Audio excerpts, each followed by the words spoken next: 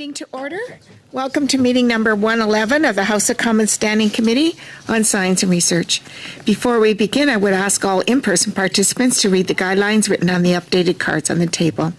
These measures are in place to help prevent audio and feedback incidents and to protect the health and safety of all participants, particularly our interpreters. Today's meeting is taking place in a hybrid format. I'd like to remind all members of the following points. Please wait until I recognize you by name before speaking. All comments should be addressed through the chair. Members, please raise your hand if you wish to speak, whether participating in person or via Zoom. The clerk and I will manage the speaking order as best we can. For those participating by video conference, click on the microphone icon to activate your mic, and please mute yourself when you are not speaking.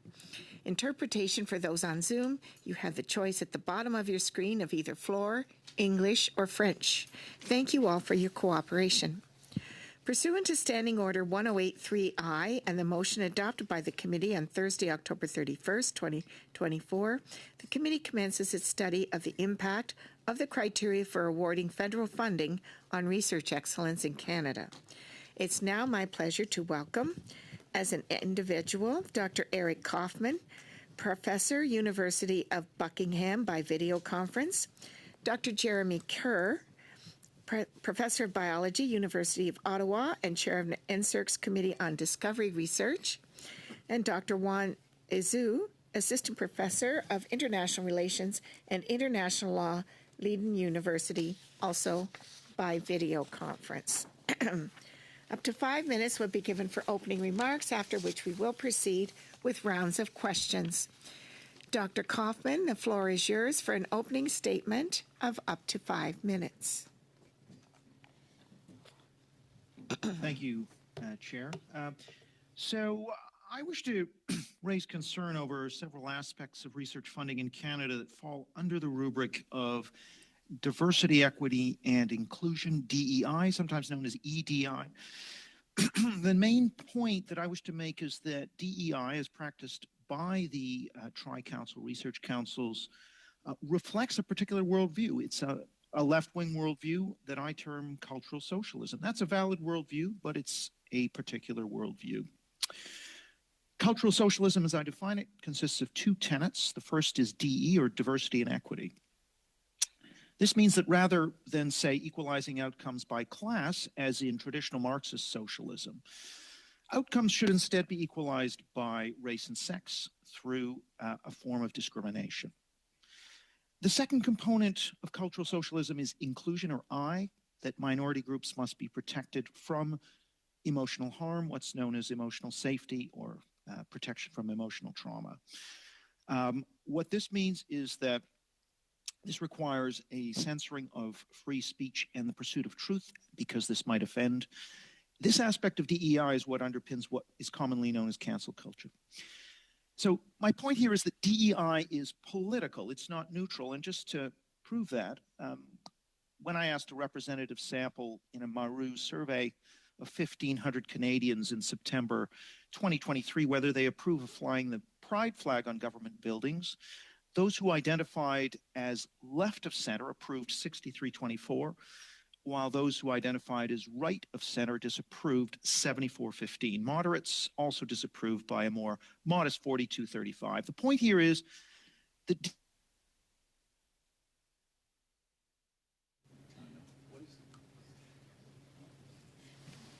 He froze up a little bit there.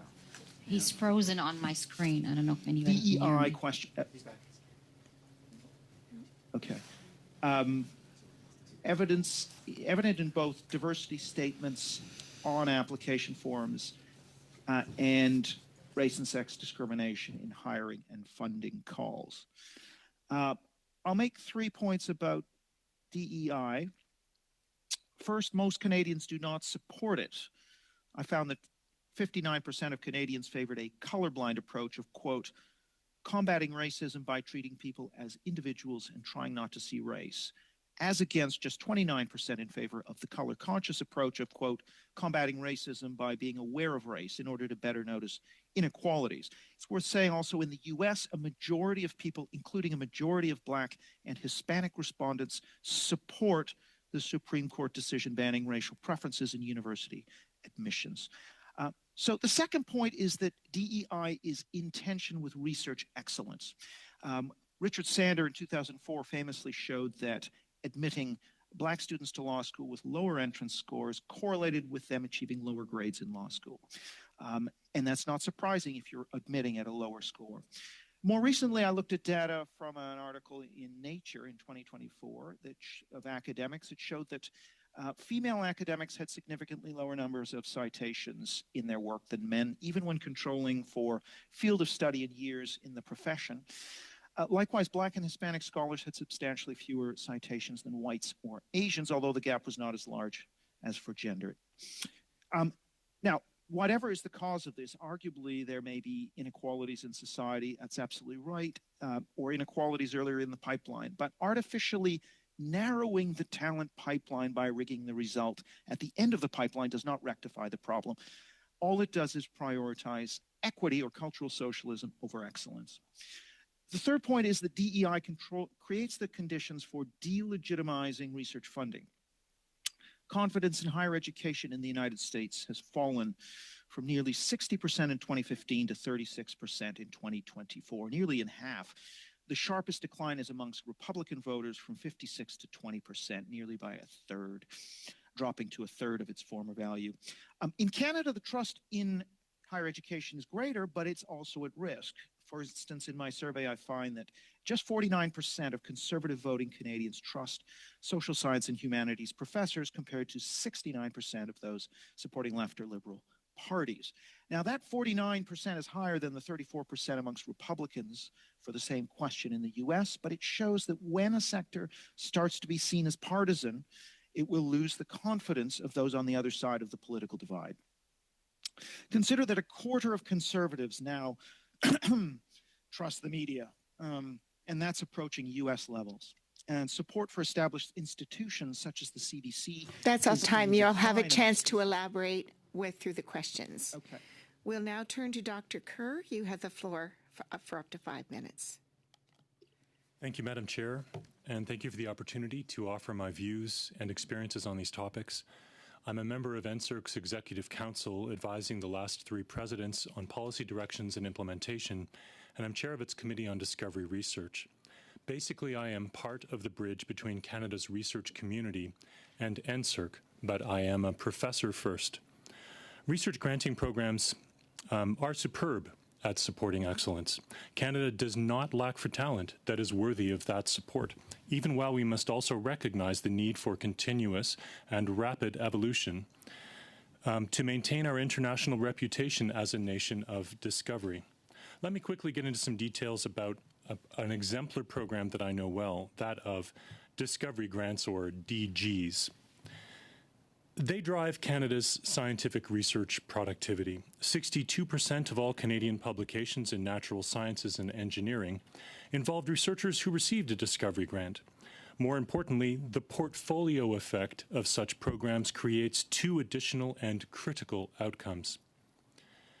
DGs maximize the economic efficiency of discovery in terms of discoveries per dollar expended, and they expand Canada's ability to compete internationally in science. At a Canada-wide scale, programs like Discovery Grants lay foundations for both specialized advances as well as transformative change. We need both kinds of discovery.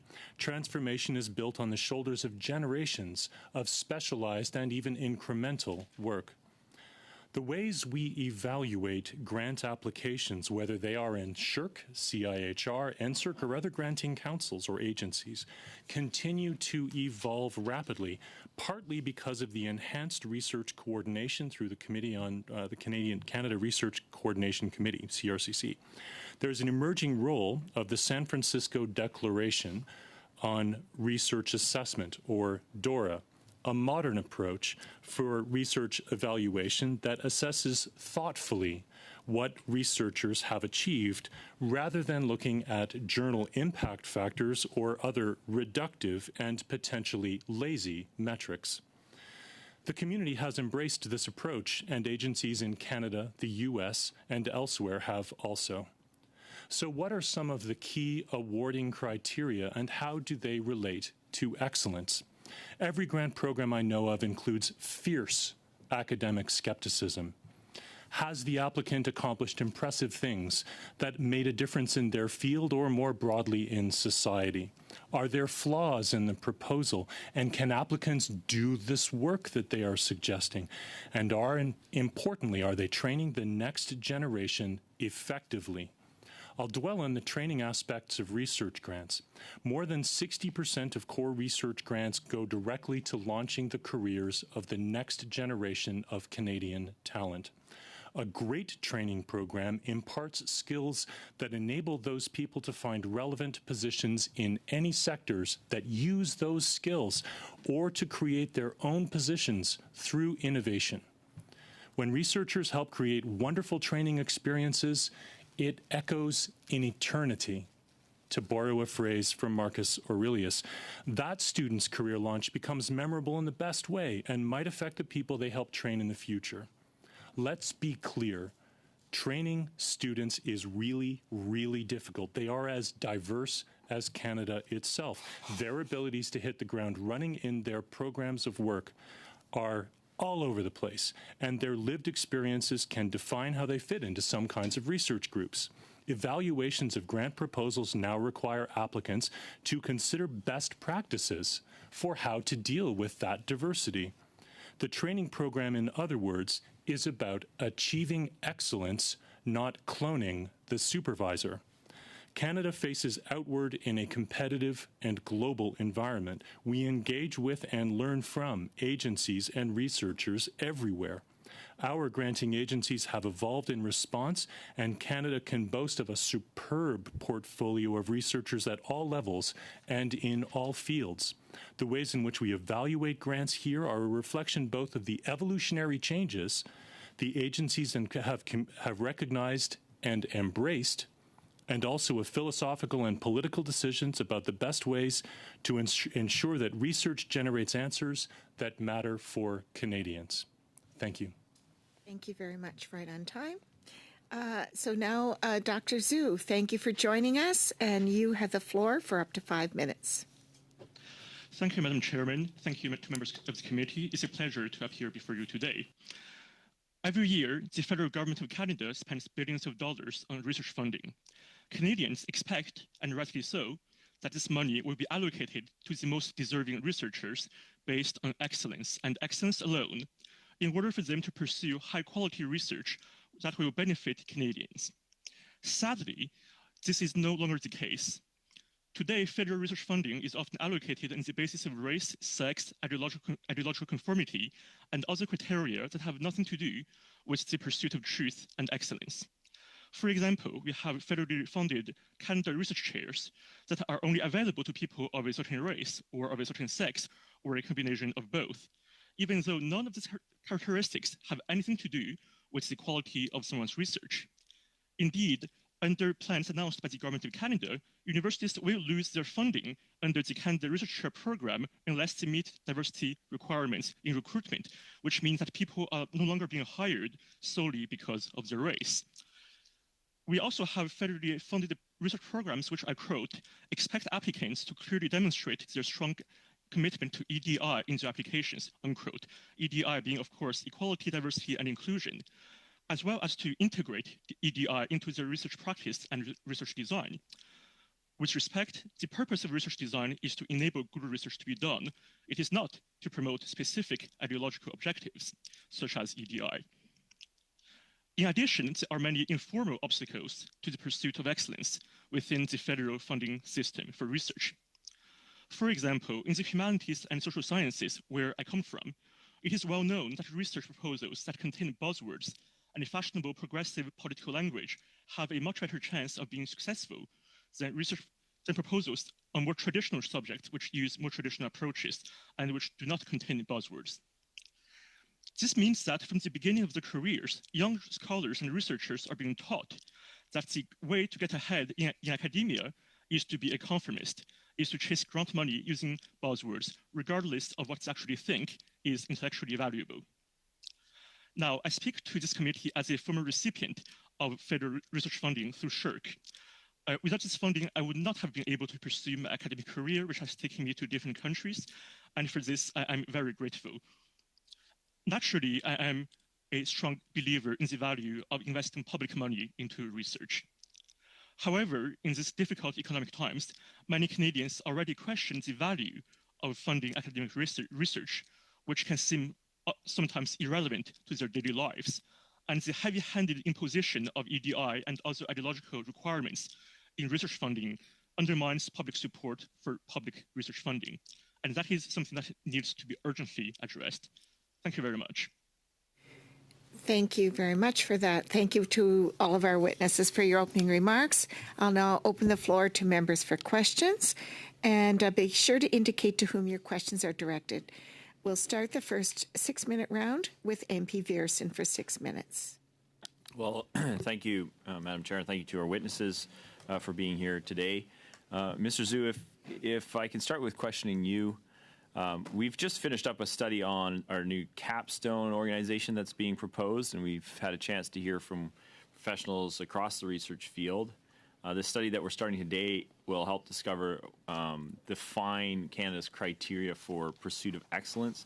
I'm just curious if there was anything else that you wanted to share that you may not have had time to in your opening remarks. Yeah, thank you, Mr. Viersen. So firstly, as I mentioned, EDR, I think, is a major problem. Another big problem is the lack of ideological diversity within Canadian academia, which is not a problem which is unique to Canada, of course. Academics all across the world tend to be more progressive, and there are many reasons for this. Some of them perhaps perfectly understandable. However, I think it is fair to say that within Canadian academia, there is a monoculture where if you deviate even very slightly from what is fashionable and what is commonly accepted by your peers, not only will you be ostracized, very often you will not be able to have an academic career in the first place. So unfortunately, when I advise my students, I have to tell them, if you are in any way not progressive, you have to hide your views until you actually have at least a PhD acceptance, because otherwise you will never get ahead. Dr. Zhu, we're going to have to ask you to hold for a minute because the interpreters are having trouble.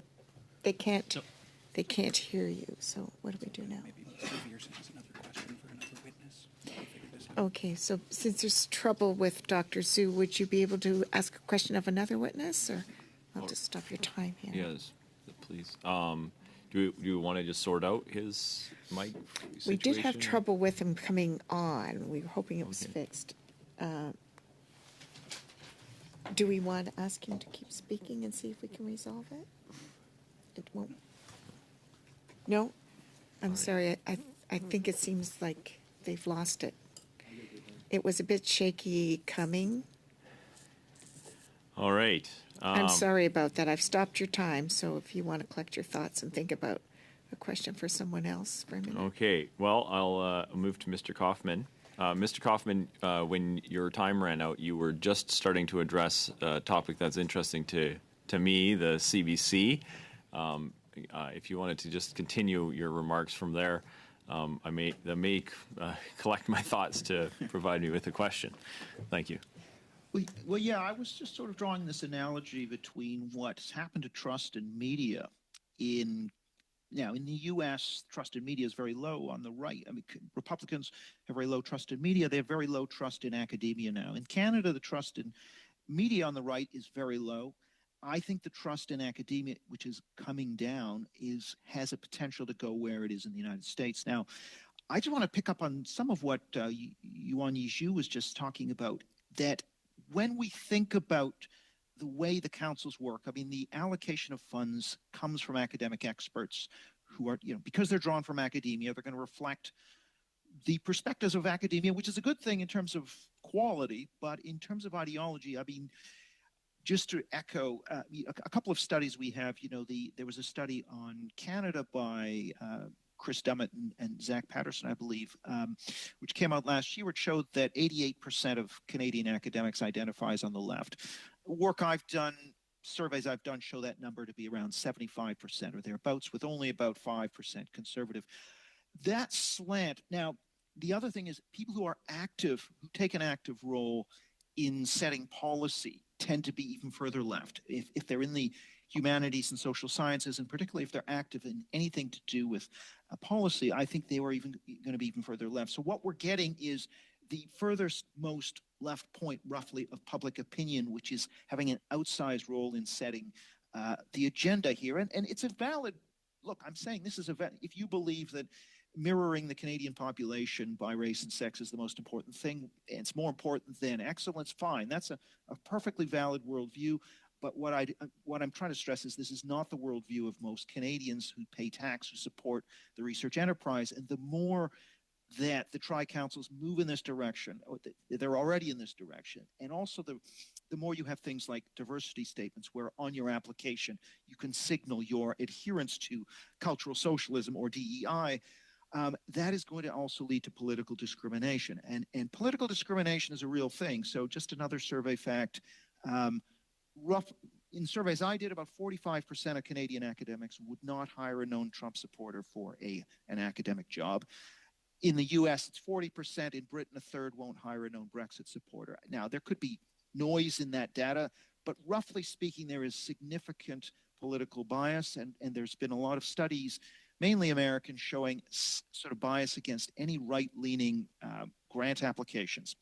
So a right-leaning grant applications, people openly admit they would mark them down. So we've got a systematic problem, a systematic political bias, I think, in the adjudication and selection processes in these policies. And I'm just wondering what people think.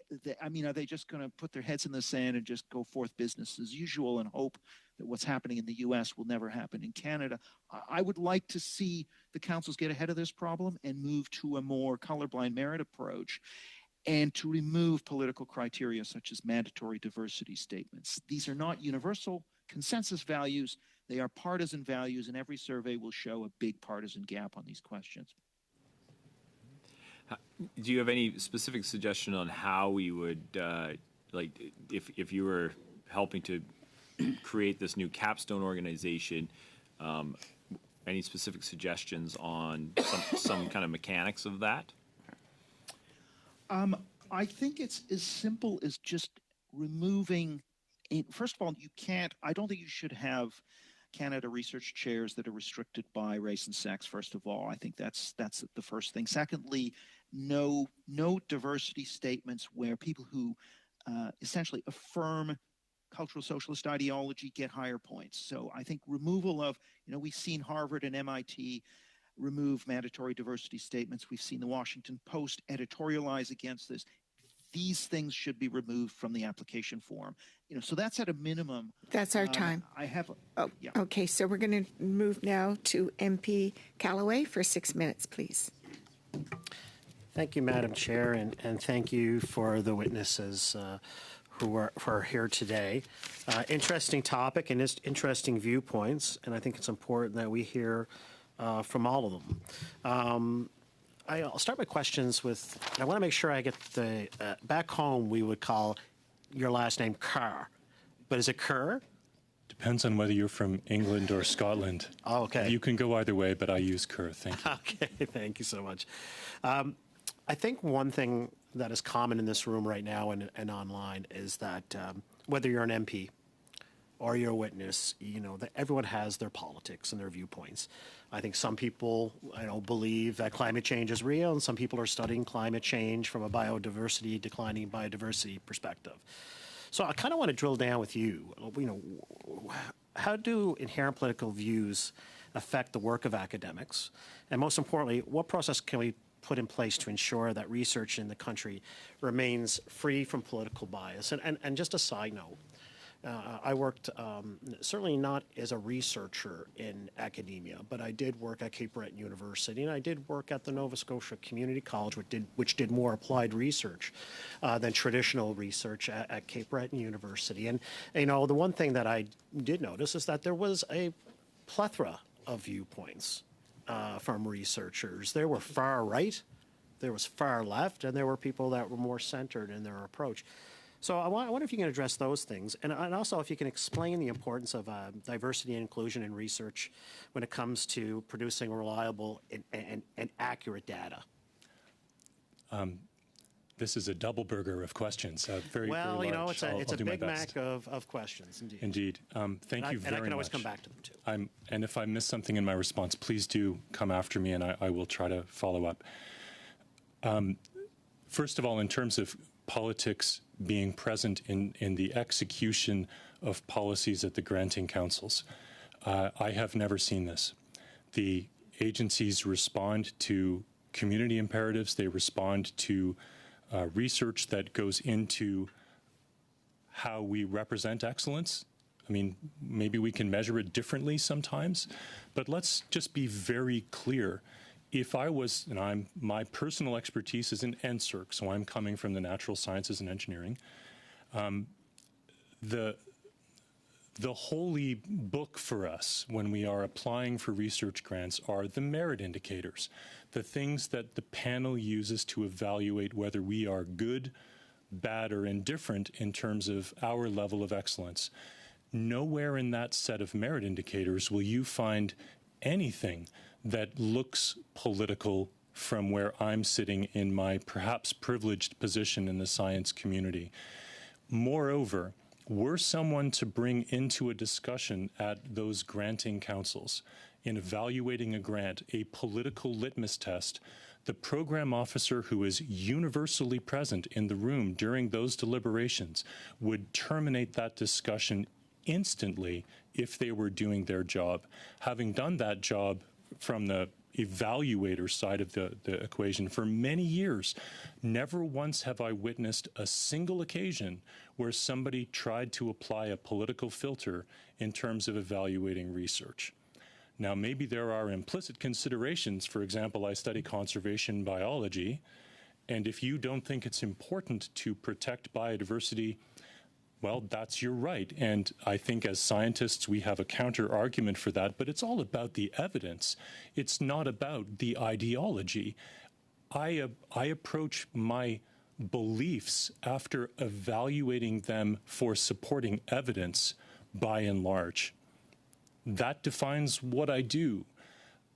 So this idea that there's some sort of political conformity test is an utterly alien concept to me that I have simply never, ever seen in any evaluation mechanism at the Tri-Council level.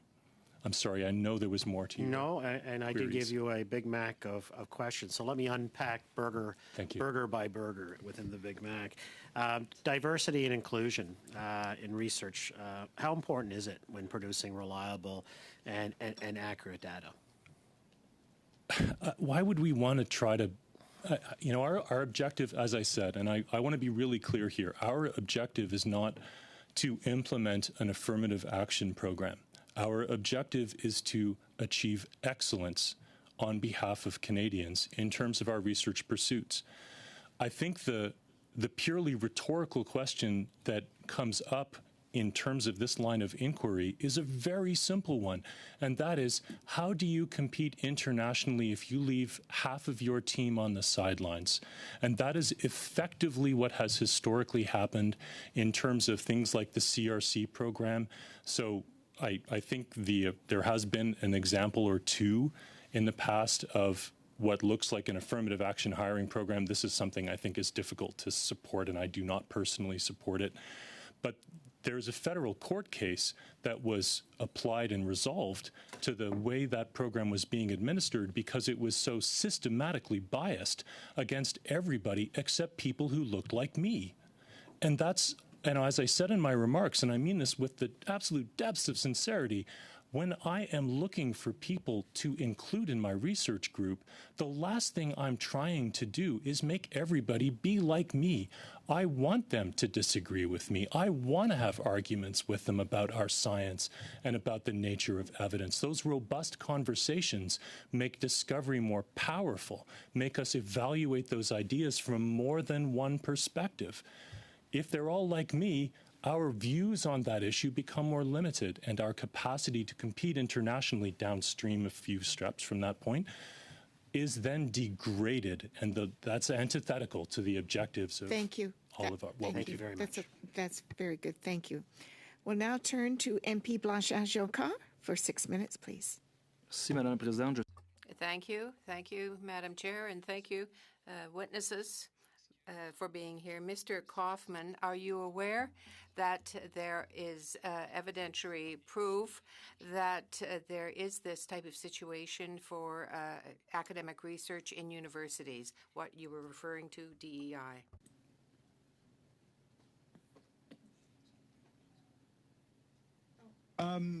DEI in universities, I'm commenting on the Canadian Research Councils, the Canada Research Chairs, for example, that have restricted restricted hiring to particular racial and sexual groups. I'm commenting on the diversity statements, where if you affirm your commitment to DEI, your application is rated more favorably. That's sort of what I'm talking about in terms of applying ideology to the allocation of research. Now, now I think I don't know if I've answered your question, if I understood it correctly. Maybe I should have kept it in French rather than going to the translation. But what I would say is that you can't, just because people say, don't vote for there's the definition of what is political, right? What I'm saying is when you talk about how will you promote diversity and equity in your research? That is political. Just because you say don't say how will you promote voting for the Liberal Party. The definition of political is not narrowly focused upon party politics.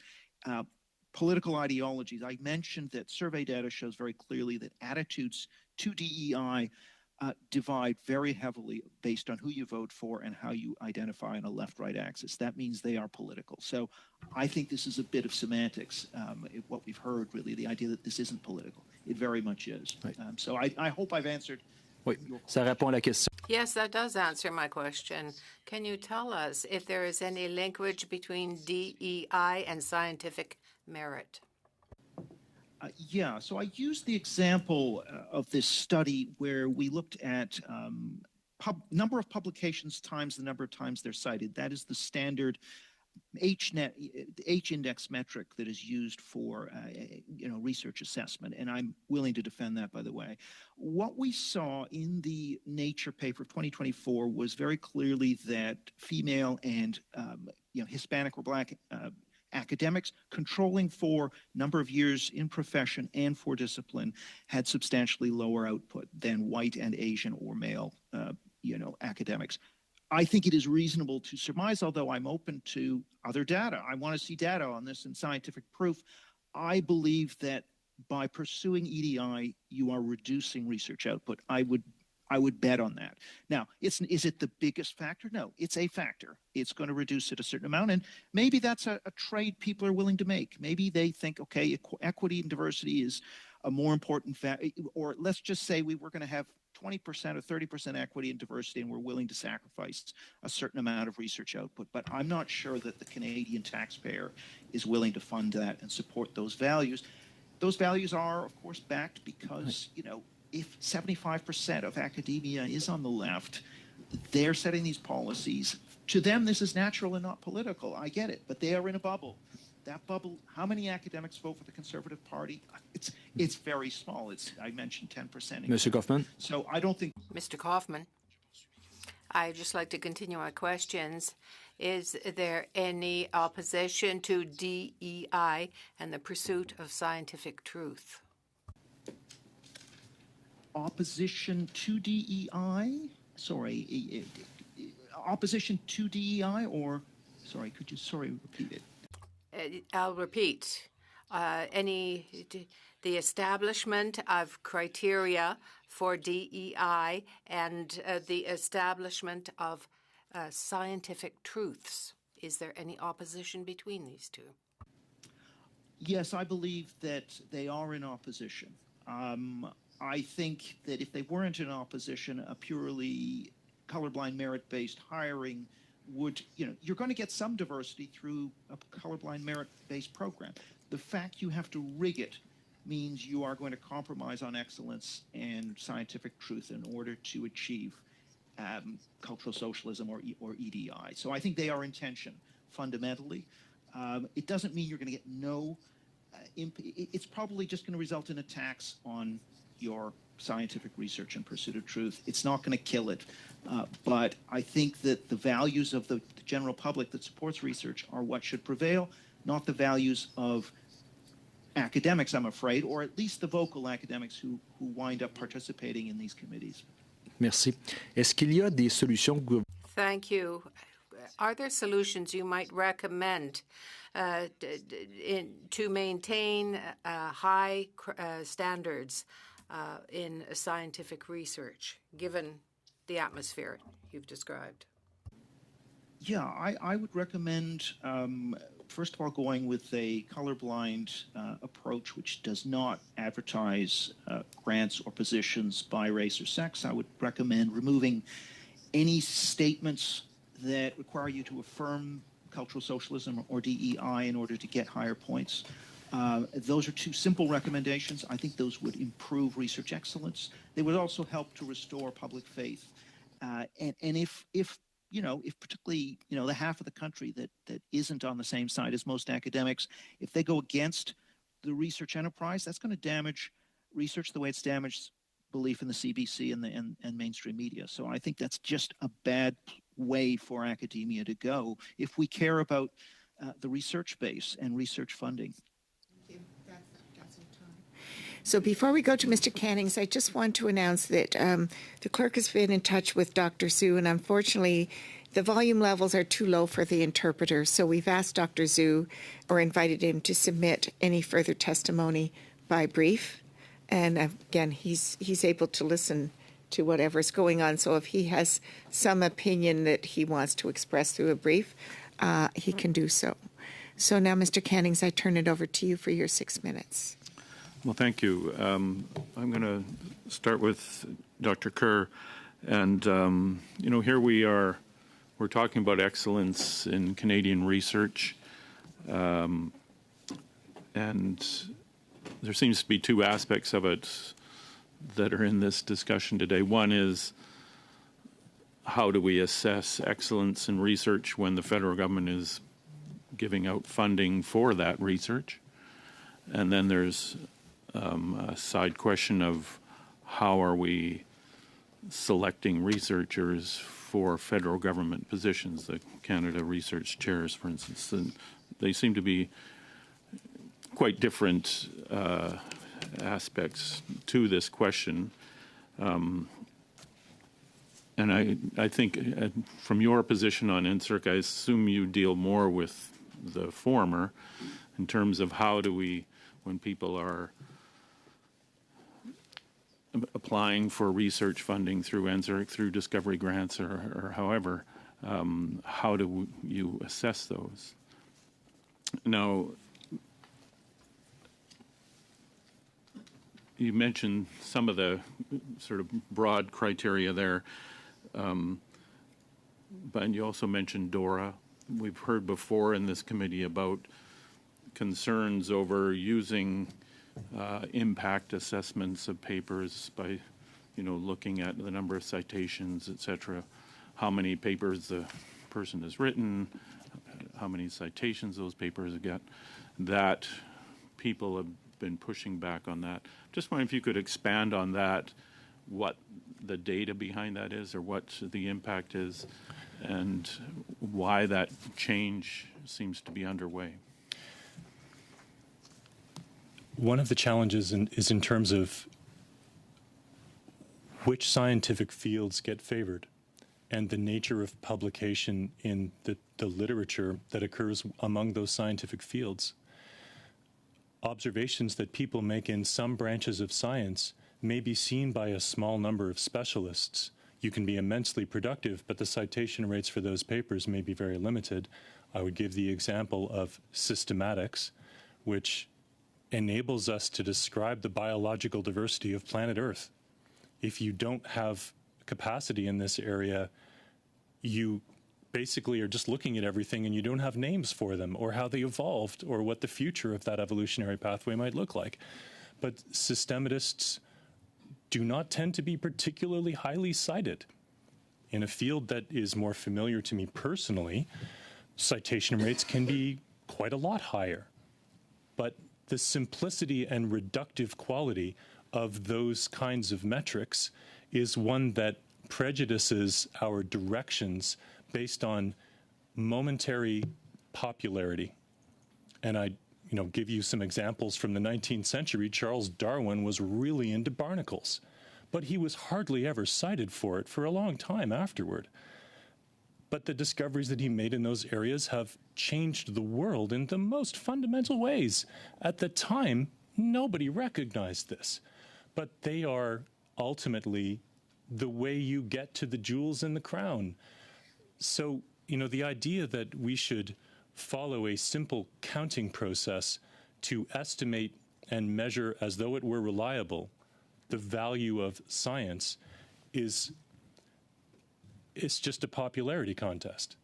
And I say this as somebody who has some experience with these kinds of metrics. And if I was being perfectly selfish about it, I would be thrilled to see all of us just rely on H-index. But the fact is that is a reflection of a whole bunch of things, only some of which actually have to do with the importance of discoveries that I may have made. And it may have to do with whether or not I'm social networking effectively or something. I mean, it's reductive. DORA exists so that we will be thoughtful about this rather than simplistic. And the other thing that was mentioned, I think by Dr. Kaufman, and it struck a chord with me, and that is this idea that buzzwords can affect when someone's assessing a paper, for instance. We're all part of this milieu of what we're getting from various forms of media and things like that. So how do we guard against that? Because to me, it would be an easy thing to be seduced by, the use of these buzzwords, whether it's something like climate change or biodiversity or, some of the ones over time in our careers. How do you guard against that when you're assessing somebody's excellence in science? I just don't look for buzzwords. But let's be clear. What is a buzzword? Sometimes, I think the way we are hearing it interpreted here is that it's a sort of political secret door into something.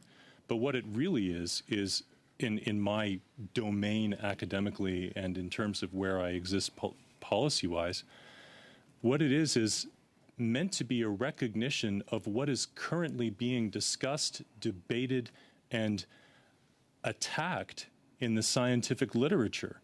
And, basically, if you are not able to use the language of your field in an appropriate way to place yourself within that field, this does not demonstrate that you know what you're talking about. Now, it might be possible to illustrate that you do know what you're talking about while still not using the language that everybody else uses, and that happens. But that's just, none of this strikes me as challenging or a sort of occult political litmus test. Thank you. Thank you. That's our time. So now we'll start our 5-minute round, and we'll start that with MP Kitchen. Thank you, Madam Chair, and thank you to the witnesses for being here today. It's greatly appreciated. And Dr. Zhu, I understand you can hear us, but unfortunately we can't hear from you, and I appreciate you being able, so I do appreciate any statements or anything from this conversation that you might be able to add from your point of view. Ultimately, it's interesting. We're now looking at a study on federal funding of research excellence. The study we just finished, which was dealing with the capstone issue and research, and we had the Tri-Council here just on Tuesday, as well as NRC, and I asked them at that time basically a very simple question of what their goal was, which is based on individual merit of, one, the scholars applying for the funding, and two, the quality of their proposed research, and they agreed with that. That's what it, and Dr. Kerr, you made that statement today when you talked about discovery grants, et cetera. Those are there. Dr. Zhu talked about similar aspects, and we didn't hear all of, but I think he would agree with that. But he also talked about the buzzwords. And the concern is, and when we look at issues such as DEI and this aspect of it and these buzzwords that people want to hear, the concern we have is what we're hearing from researchers around the country who believe that everything that when they apply for that research is based on those 2 points, those 2 goals. And yet they're finding that there's a third one in there, which is this DEI, which steps in the way of what they're presenting when it should be based on what their quality of research is. And Dr. Kerr, your point is, which if that person isn't knowledgeable in that area, then they shouldn't be doing that research. But that's where the funding should go. And we get a lot of crossover from basic natural sciences to healthcare sciences to even to social sciences, how there might be some overlap. And so there can be some crossover there. But how do we ensure that when it's done, that the people that are making this decision on federal funding and providing that funding for excellent research, how do we, when we're talking about federal money, which we are responsible for, ensure that it's based on those 2 principles and not something else? Dr. Kerr? Thank you for that question, and I do indeed fully believe and support the idea that excellence should be the defining criteria here. But let me just say there is a third category that is practically universally present within granting evaluation, and that is the quality of the training program. That's part of it as well. So there are 2 points that I will very quickly try to make in response. The first is that sometimes this was commented on by a colleague witness here. We want to include a recognition of diversity under some circumstances, that is to say, when it is appropriate, in research design. I will give you an example for why this can sometimes be absolutely vital. Everybody's car has airbags these days. Those airbags are adaptive. That is to say, the weight of the person in the front seat and the proximity of that person to the airbag determines how strong those airbags will explode onto you if you're in a collision. When those airbags first came out, they tended to kill small women. The reason for this is that the research that was done was, and on children I will add, the reason that this is true is that the research done to back this up was basically done on young men. The initial proposition around airbags was protect 25-year-old and under young men who don't wear seatbelts. Well, the result of not including gender in the consideration here was simply that you killed a lot of people who really didn't need to die. So it can be very appropriate for research design to consider aspects of diversity. The other part, however, is the training program, and that's where the... And I apologize for interrupting because we're limited on time.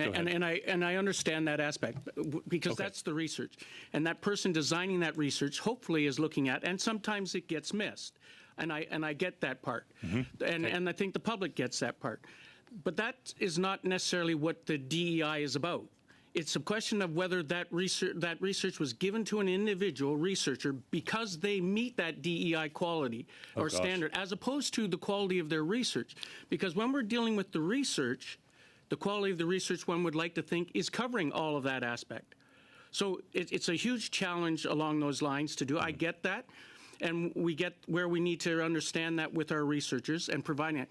And that is when those committees are looking at, but the committee should be making that decision based on the quality of the research and the presentation of that research, as opposed to it being presented based on buzzwords that might meet certain standards. But I appreciate that. Dr. Kaufman. Time. Thank you. Thank you. So now we will turn to MP Diab for 5 minutes, please. Thank you, Madame la Présidente. Okay, let me start with one question to Mr. Kaufman and then ask Professor Kerr a follow-up. Earlier on in our mandate in this committee, we've undertaken many studies, but one of which was a study on Indigenous traditional knowledge, something I'd never really experienced on my own. I'm not a researcher. But I have family members that have done research and have done PhDs in various categories. But the Indigenous traditional knowledge was a new one on me. We learned at that point about different kinds of knowledge that are not in the mainstream and how they can help us cover more areas of research with a better depth of understanding. I certainly felt that way in any case after doing. I guess the question to you is based on what you have, you are just testifying. do you not think these are valuable perspectives to learn from, that these communities sort of don't kind of deserve to have a say? They're certainly not the mainstream. And I know we talk buzzwords. English is not my first language, so I'm not sure I agree with a lot of the terminology that I'm hearing in this. It's not something that I'm used to, but some of these perspectives are obviously, we would have never heard about them if we were just going to go with, your typical, let's be honest, white man doing research. So, go ahead. Well, first thing to say is I don't think it would just be white men if you had a merit-based competition. That's very clearly, I just think that's a bit of a straw man.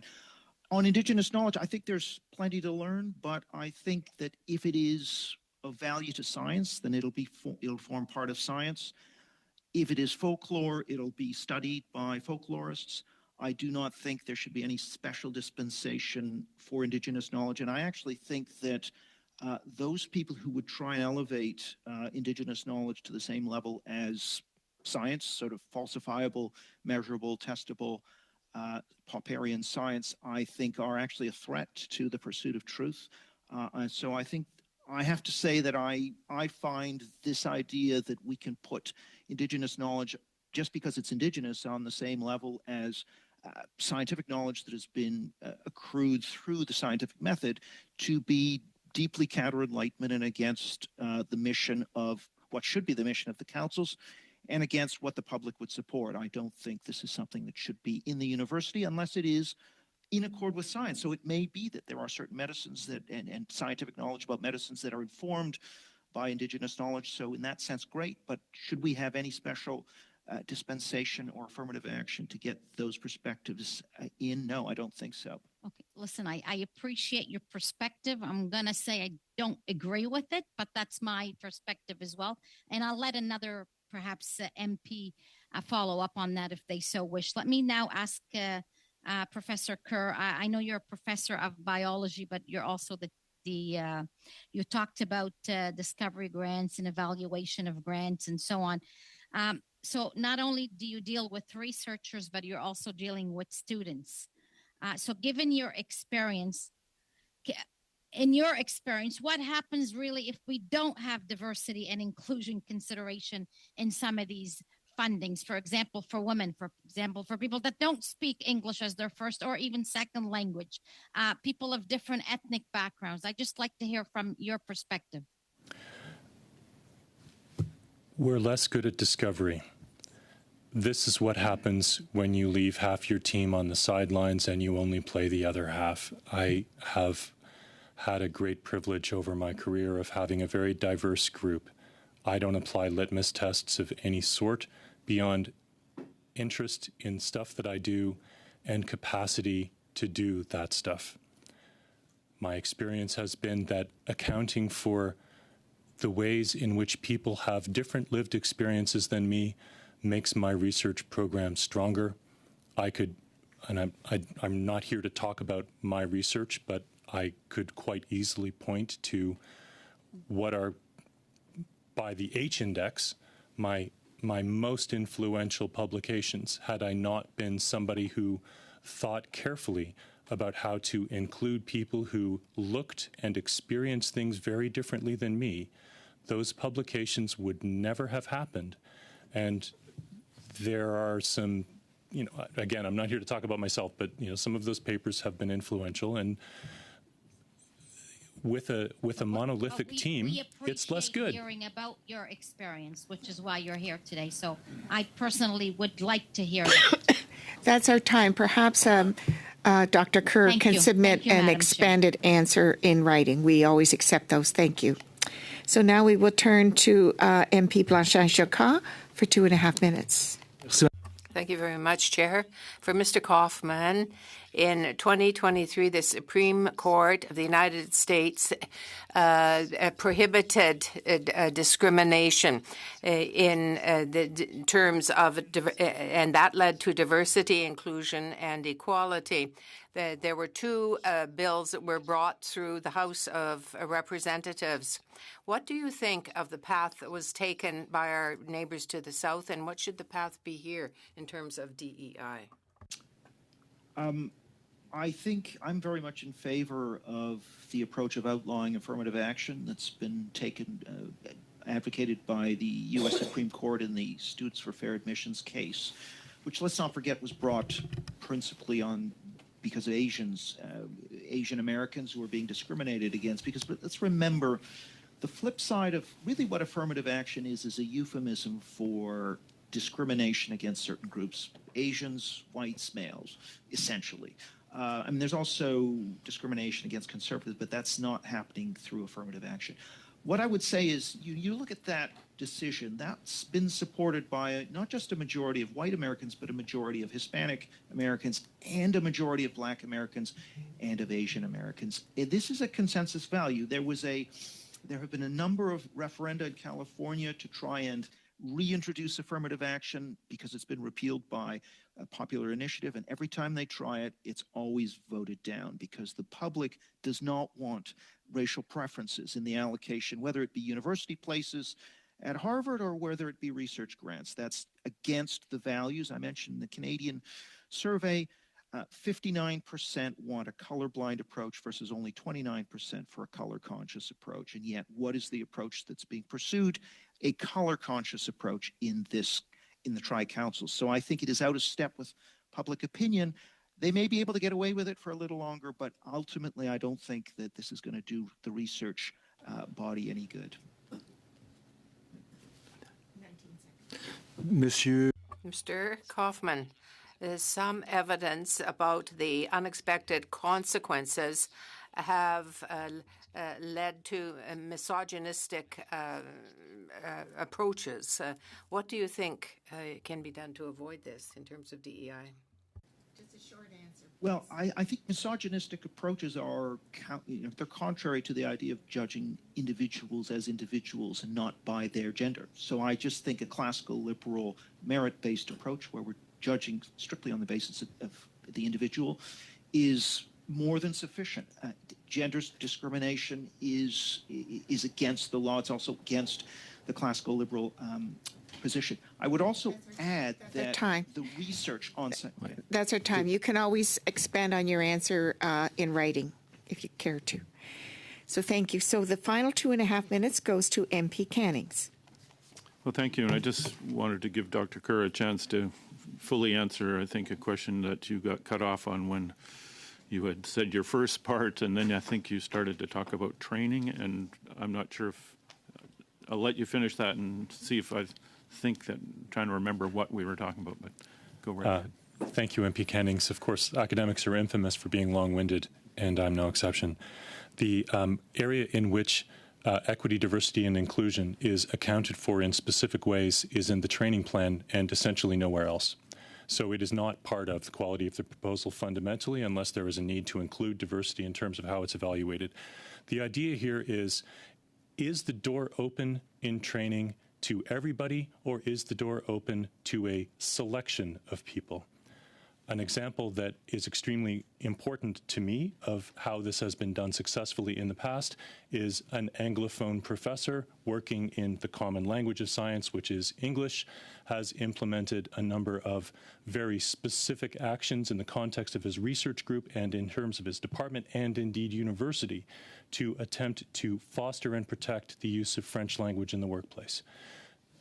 I'm not sure why we would want to do anything else than that, but these are opportunities for us to take the whole team and enable them to participate in the academic exercise. But that is evaluated in the application process. The goal is simply to say, does this person know how to train people who are not necessarily other white males? And you mentioned that, when you're looking at, I assume, students to take on for research, you just look at their merit. but they've had to rise to that place. Is that, does DEI, Canada Research Chairs help in that when students see people like them at that level? I'm sure that it does. I am one of those people who comes from the majority group, so I have no shortage of role models and examples of people who look just like me who've also been very successful. But when there are examples of people who are diverse in the sense of being very different from me, I'm sure that that can create inspiration for others to believe that they too can pursue a career in that direction. And I think if that talent proves itself in the academy, wonderful. I think those people should therefore always be welcomed, but also welcomed as individuals given their personal backgrounds rather than in some sort of cookie cutter way that, there's just no litmus test here. We're looking for excellence and we're trying to foster the creation of more of it. To end with our first panel. So thank you to our three witnesses, even the one that we unfortunately couldn't hear from verbally. However, if you have any questions, you may check with the clerk and submit additional information. We're going to suspend briefly now to allow the witnesses to leave, and we'll resume with our second panel. Thank you again.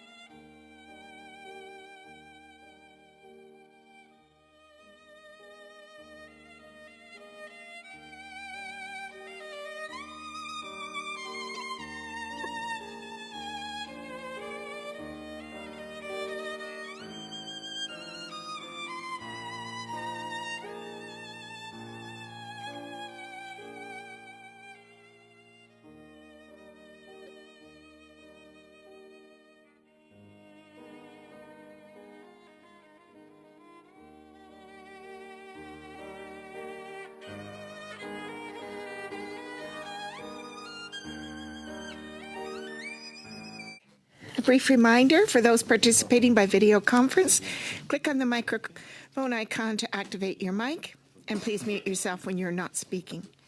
Interpretation for those on Zoom, you have the choice at the bottom of your screen of either floor, English, or French. It's now my pleasure to welcome as an individual Dr. Christopher Dummett, Professor of Canadian Studies from Trent University, Dr. Daniel O'Donnell, Professor of English from the University of Lethbridge, and Bruce Pardy, Professor of Law from Queen's University by video conference. Up to 5 minutes will be given for opening remarks, after which we'll proceed with rounds of questions. Dr. Dummett, I invite you to make an opening statement of up to 5 minutes. Thanks so much. I should say I'm a historian of Canadian politics, so this is a great honor. I'm very pleased to be here, but I'm not here to speak about the history of Canadian politics, sadly. I am here to speak about a survey I did with a data analyst from Concordia University about university professors, their political opinions, their attitudes towards academic freedom, and towards diversity. And the news I want to bring you, and this has been slightly preempted by the other witnesses, is that federal funding agencies, federal research agencies, the Canada Research Program, are at the moment ignoring the single biggest and most egregious diversity problem in higher education, and that is viewpoint diversity. This may seem like a partisan statement, and I would understand if you thought it was so, but it's just simply an accurate description of reality. The survey showed that, in our survey, Eric Kaufman found slightly different things. 76% of professors we surveyed voted for either the Liberal Party or the NDP. Only 7.6% voted for Conservatives. We asked them, maybe party identification is not the only thing you want to think about. We asked them how they would identify politically on the left or right spectrum, and 88% identified as left-leaning. So this is, of course, pretty significantly different than the rest of the population, and of a category of a magnitude which is really unlike any other kind of diversity concerns that higher education is currently concerned about. Now, it might be tempting to dismiss this as a concern only for conservatives. Again, I would understand if some would think that would be the case, and certainly there are consequences for conservatives. They reported in our survey high rates of self-censorship, finding the workplace to be a hostile workplace, and a whole host of problems. I should say we also found that centrist, sometimes even left-leaning scholars, particularly feminist scholars who thought about the importance of biological sex as a really important category, also reported really great concerns about political discrimination. So it's not just a right-left concern, but it is, I want to suggest to you, not a partisan concern. It's a concern that matters towards the purpose of higher education as a truth-seeking and truth-validating research enterprise. I think that the lack of viewpoint diversity significantly damages the purpose of higher education, which I greatly support. How does it do this in practice? Well, first of all, it just reduces the effectiveness of peer review.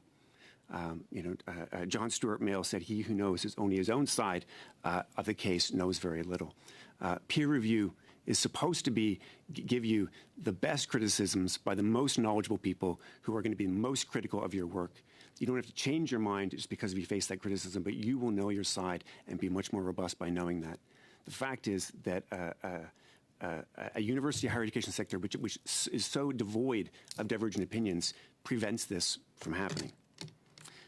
There are other concerns. Self-censorship as well makes this even worse. So the small numbers of conservatives and academics who are there reported to us that almost half of them were too frightened to have their colleagues even know their politics. Right? So the ability of them to actually effectively do peer review, especially in the social sciences and humanities, is greatly diminished. This leads to what some social psychologists call reputational cascades. And this is a process whereby information that is untrue or at least partial or inaccurate can be accepted in certain groups as accurate if those who have alternate viewpoints don't speak up and aren't able to speak up. Right? So this is a major concern. It also brings us a problem. That is, as they say, an institution that lacks viewpoint diversity in the way that higher education does also leads to the possibility of group polarization.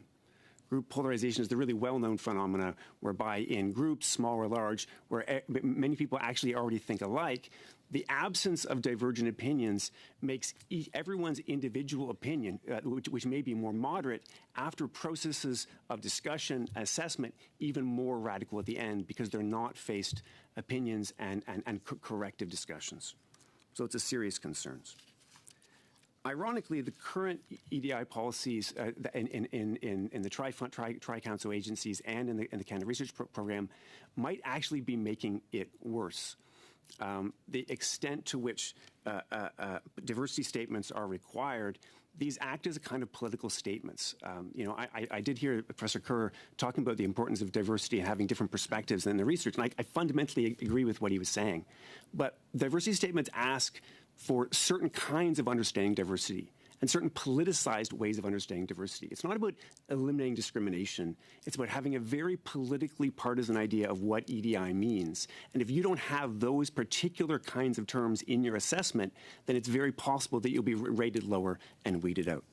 So it's either you have to lie on your assessment or risk not getting funding.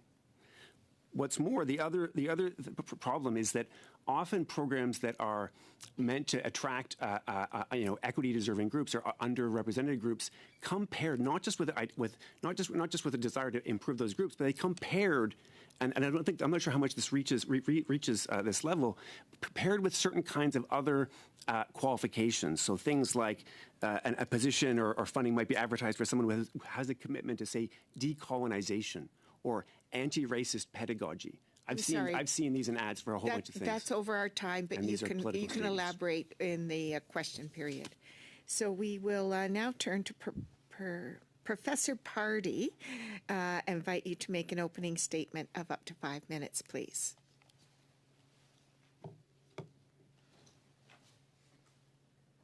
Thank you.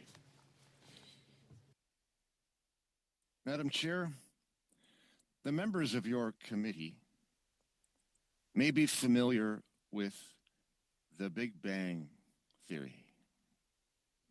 Not the explosion, the TV sitcom. It's about 4 scientist nerds who work at a research university. In one episode, they argue with the university president, who says to them, "Let me ask you something. What do you think the business of this university is?"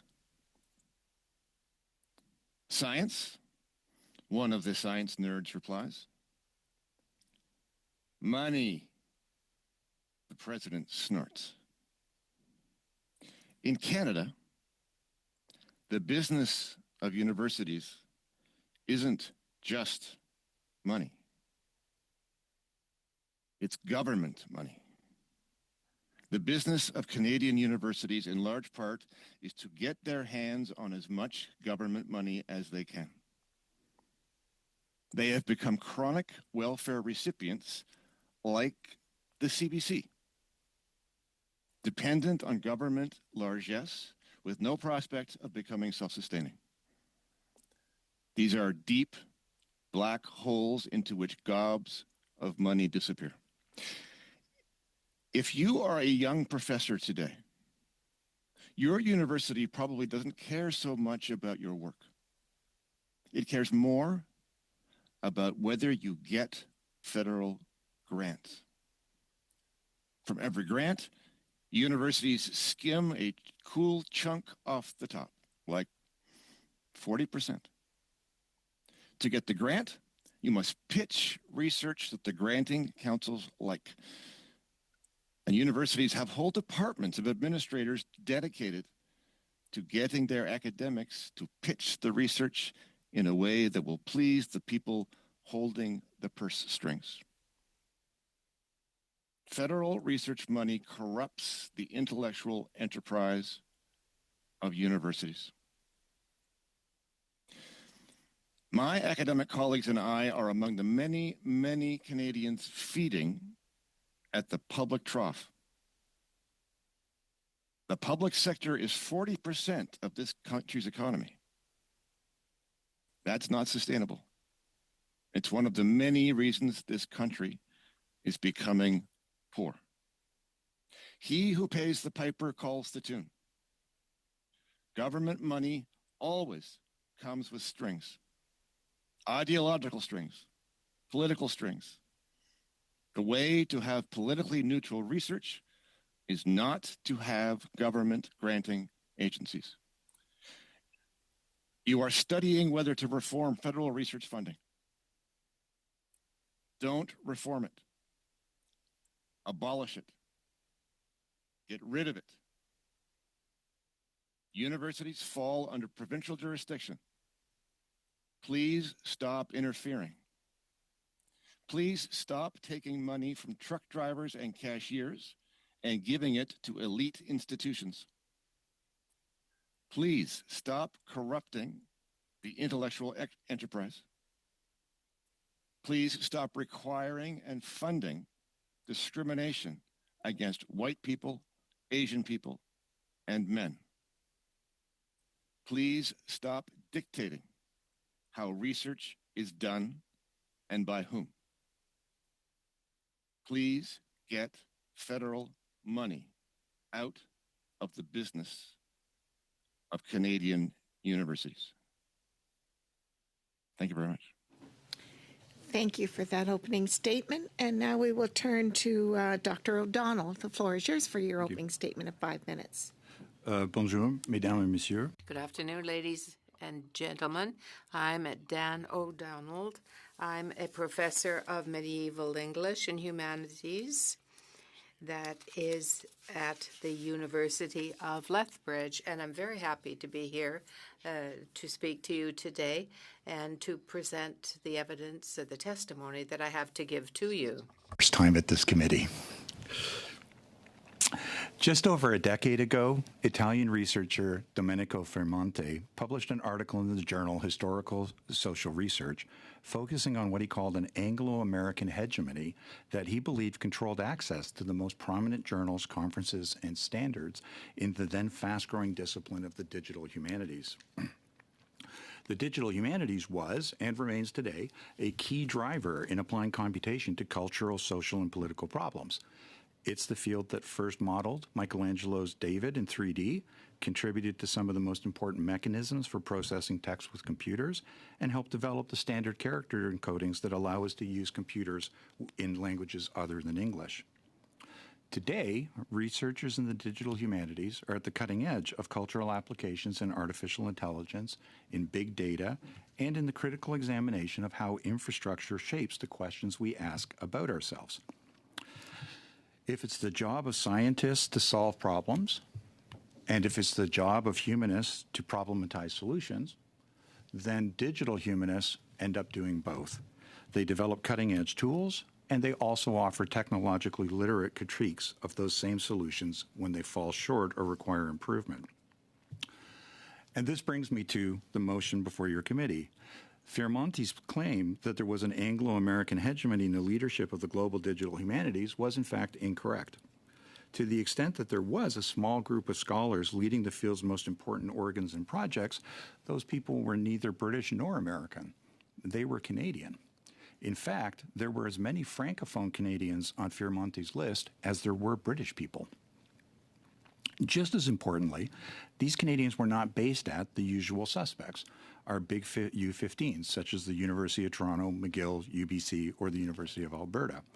Instead, they came from smaller U15s, or the Francophone U15s, like McMaster and the Université de Montréal, and especially from smaller comprehensive research universities such as Victoria, Guelph, and my own university, the University of Lethbridge.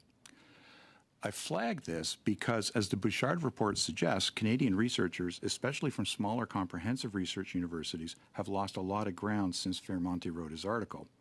At that time, Canada was second only to the U.S. in its number of digital humanities centers.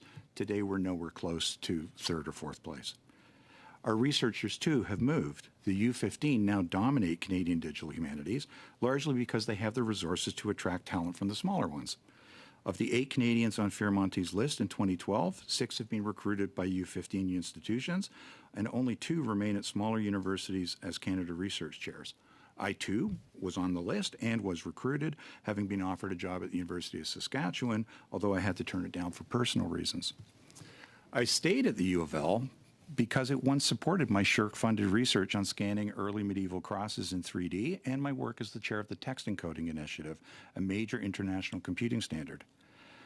Even as we speak today, I am in discussions, however, about moving a major SSHRC-funded textual project and associated graduate students to a U15 because we no longer have the resources at the U of L to create a position for the adjunct who brought us the project in the first place.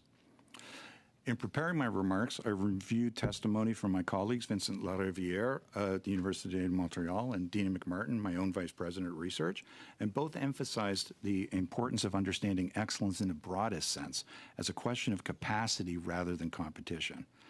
In Excellence R Us, University Research and the Fetishization of Excellence, an article I co-wrote with a number of colleagues from the UK, Australia, and Canada, we argued that national research capacity is far more important to research success than a narrow focus on identifying winners and losers.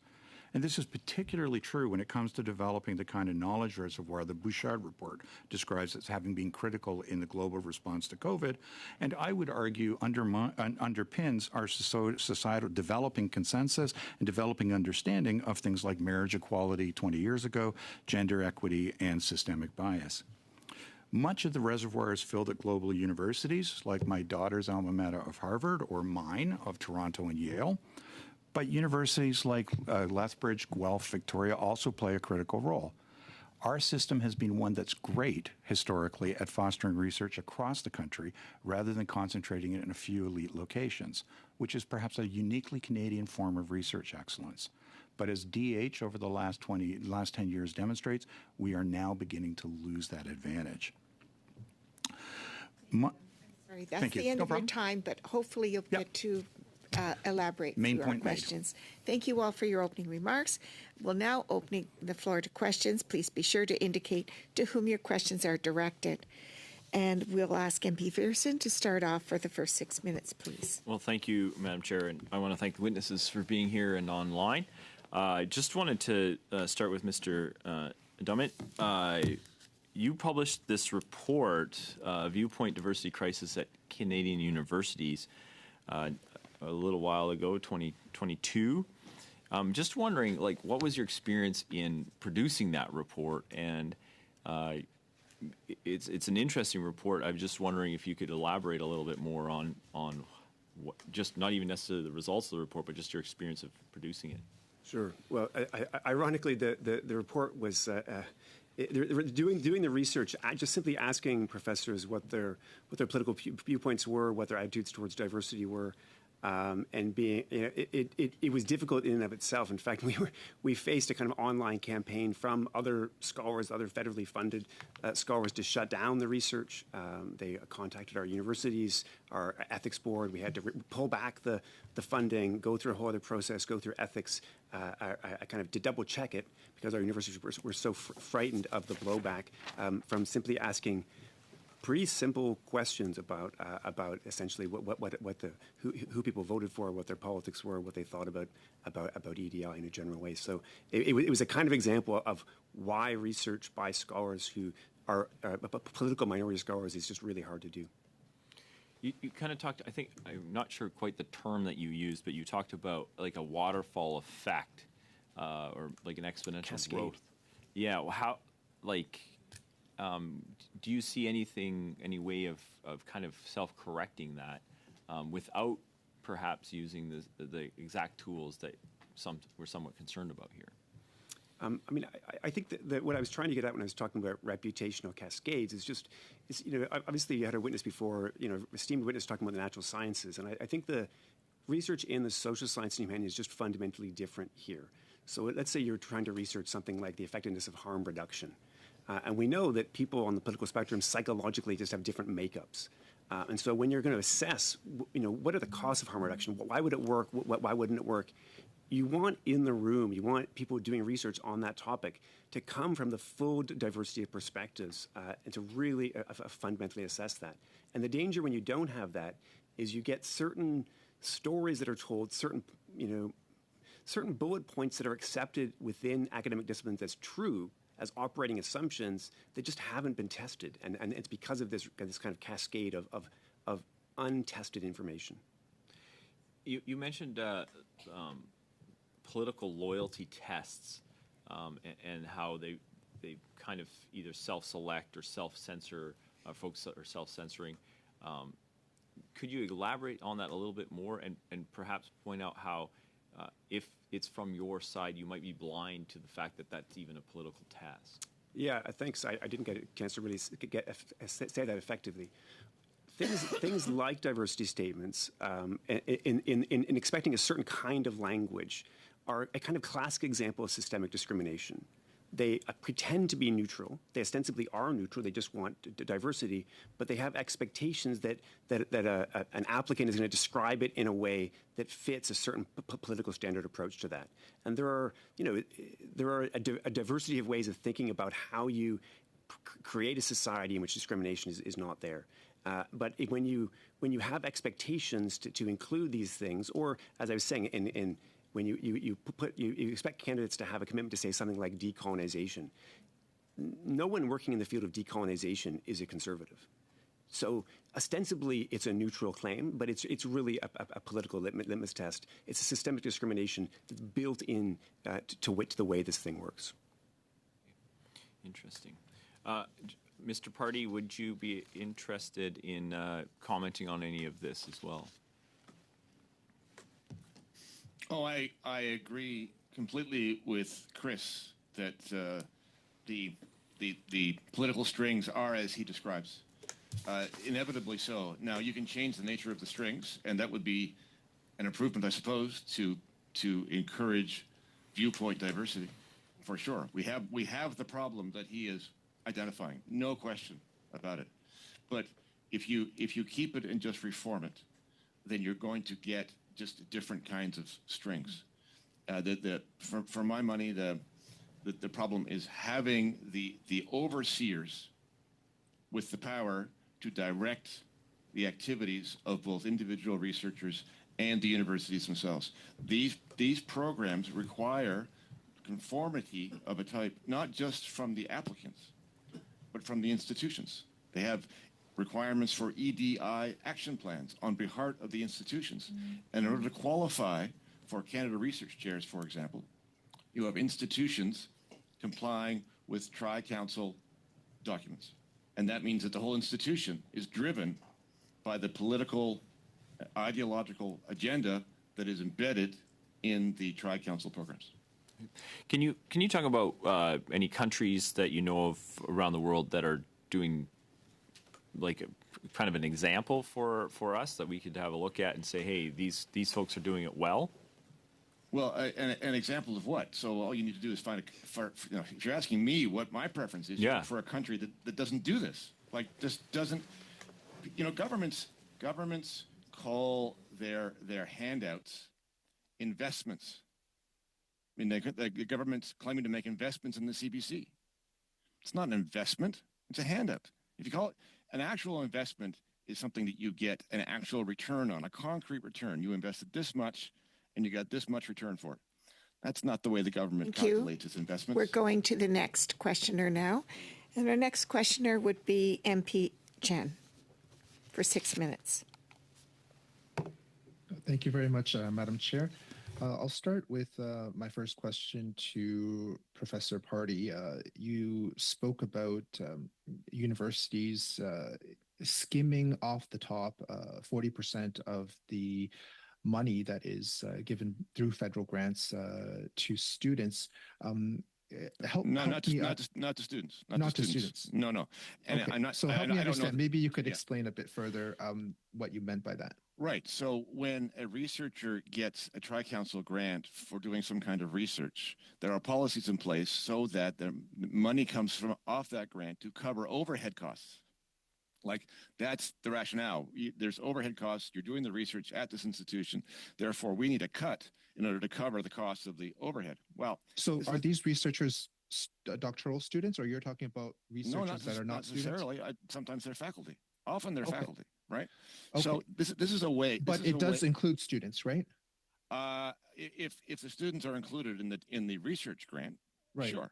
So, so we heard from folks from SSHRC and NSERC at our last committee meeting. So I'm just trying to understand how it works. So, in terms of, for example, a SSHRC doctoral fellowship that goes to a student, or an NSERC postgrad scholarship, these are monies that flow through from the granting agencies.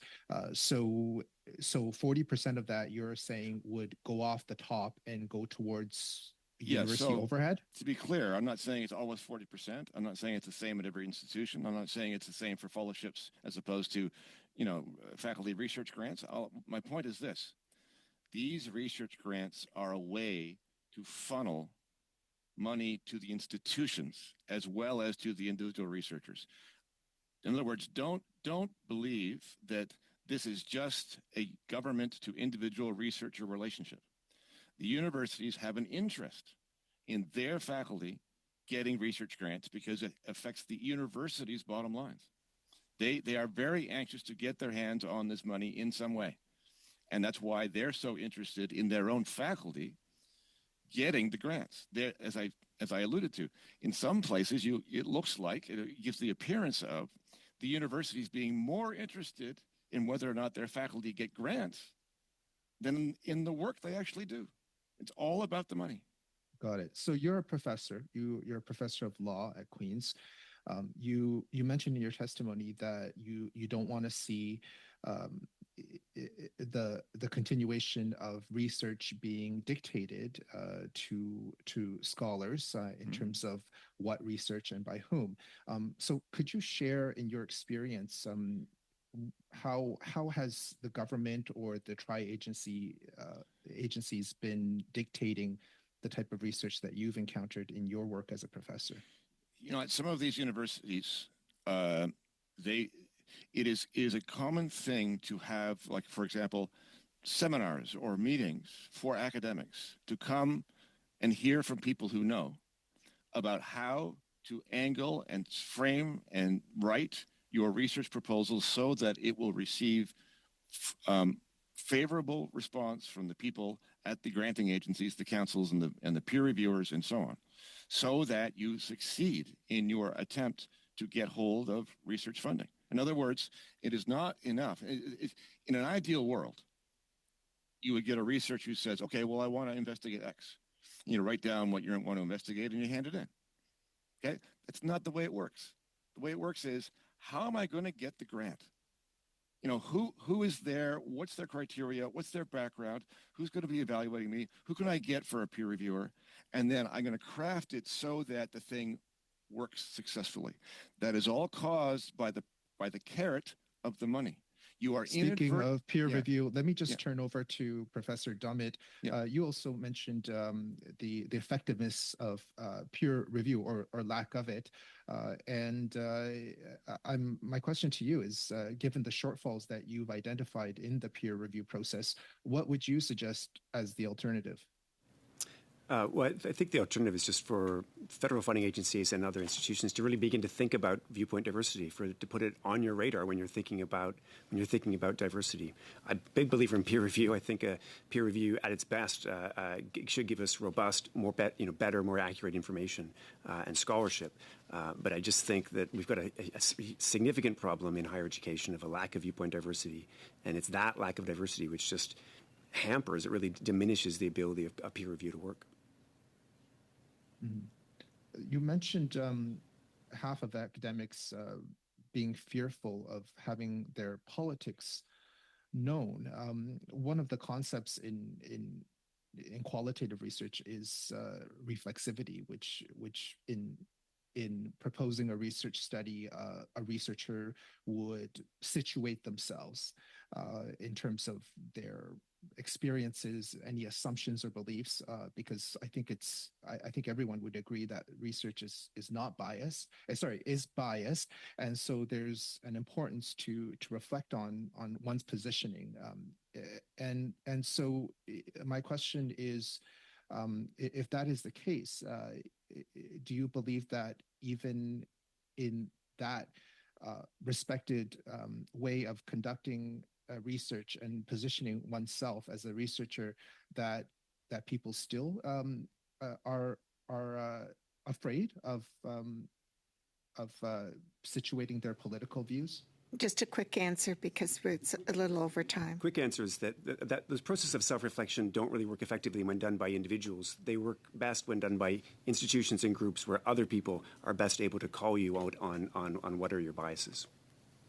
Thank you. Okay, we'll now turn to MP Blanchet-Jacques for 6 minutes, please. Thank you. Thank you, Chair, and thank you to our witnesses for being here. I have a question for Mr. Dummett. Mr. Dummett, in a brief that you prepared with 38 of your colleagues that was research on post-secondary institutions, you expressed a concern about small universities being penalized. Can you explain to us how these criteria affect researchers, and what would you recommend to ensure academic excellence in smaller universities? Yeah, I think in that brief we presented what we were concerned about is the way in which when you put a lot of the regulatory burden on universities to meet these criteria is quite significant. And it's one thing if you're University of Toronto, my colleague here was just speaking about Lethbridge. I teach at Trent University. It's a great institution, but it just doesn't have the administrative ability to do that. I would say, in another sense, it also makes the questions about meeting DEI criteria really difficult when your university is very small. And this literally just came up at a research policy meeting last week. Meeting these criteria, having one position has just a huge impact on the overall percentage of these things. And so the lack of flexibility around these things, the criteria just pose a huge burden at a place like Trent and a place like Lethbridge, I'm assuming, that they just wouldn't at the University of Toronto. Merci. Some institutions like MIT will no longer ask for diversity declarations from applicants to become professors. Do you think this is a good movement within universities? Will that improve the quality of research and teaching? And I think there's the big distinction to be made between including diversity in research design, making sure your research design is accurate and effective, like the previous witness, Professor Kerr, was saying. Fundamentally important to think about how that affects research design. But it's an entirely different matter in the way diversity statements are included and expect a certain kind of language which act as political loyalty tests. So, for example, if one were to talk about the importance of like as Professor Kaufman did, of a kind of merit-based, blind assessment, that would be a signal to people assessing that research that wouldn't even have to come up in a meeting, but could significantly affect their scoring on your application. Nothing will be said about someone's partisan political beliefs, but everyone would know where someone was coming from, and it could significantly, reduce their chances of getting funding. Merci. Selon Erin Anderson, les scientifiques. According to Erin Anderson, academics and politicians don't have the same ideas.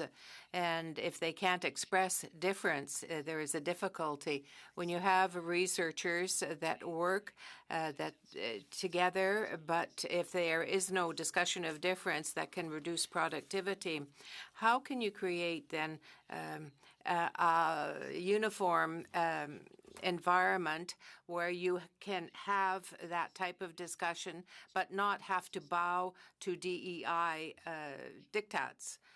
Is there something that can be done in universities? Am I optimistic something can be done? No. Is there something that can be done? I think you can factor this into a whole host of things in this institution. It's going to think about higher education funding and make those research funding decisions really based on the research. Ensure that when if there's a political officer in the room assessing the politics of these things, that they're thinking more than about party politics, that they're thinking about the small p political elements that will enter into research funding decisions, especially in the humanities and social sciences. It's not about saying, if someone doesn't say, I don't like that person because they're a liberal or they're conservative. That's not the issue. It's about the underguiding cultural assumptions that operate in certain groups. And when an institution is, as we found, almost 90% made up of people from a certain political perspectives, it is impossible that organization is not going to be troubled by these concerns and by these biases. Merci. Thank you.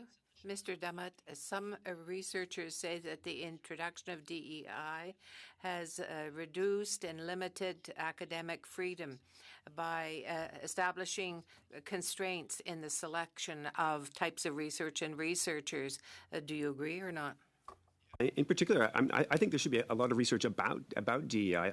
I know just this week there was a research report out of a U.S. institute that talked about the incredibly kind of counterintuitive negative implications of certain kinds of DEI training, and the report was that this didn't get reported in the New York Times because it fell offside.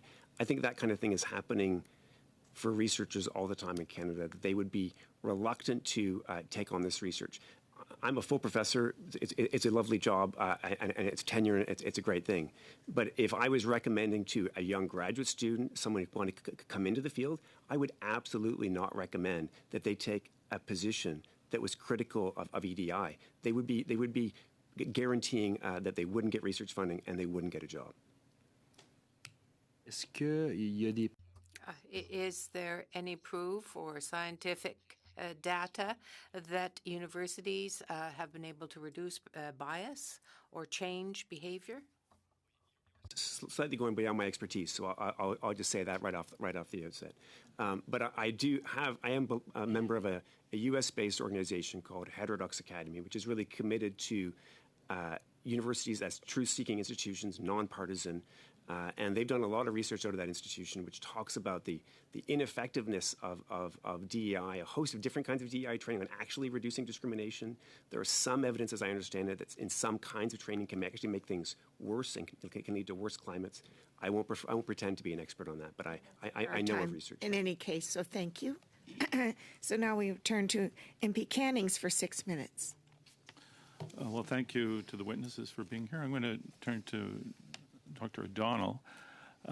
You gave the example of digital humanists and the funding they've been getting, how it's shifted over the years.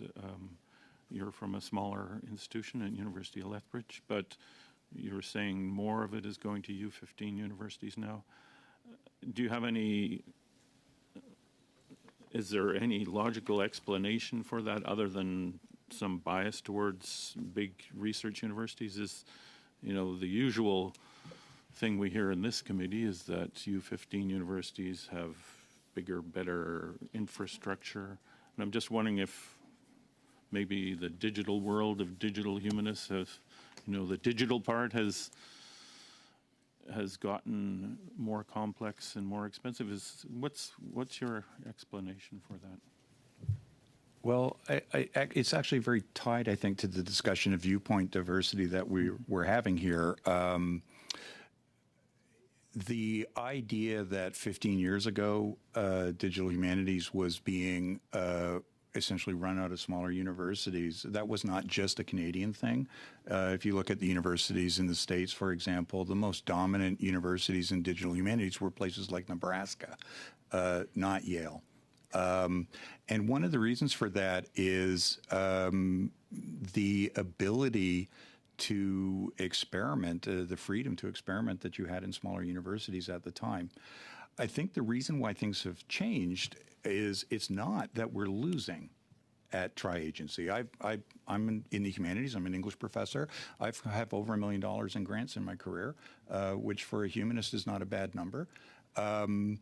But like I said, I have an untenured adjunct professor who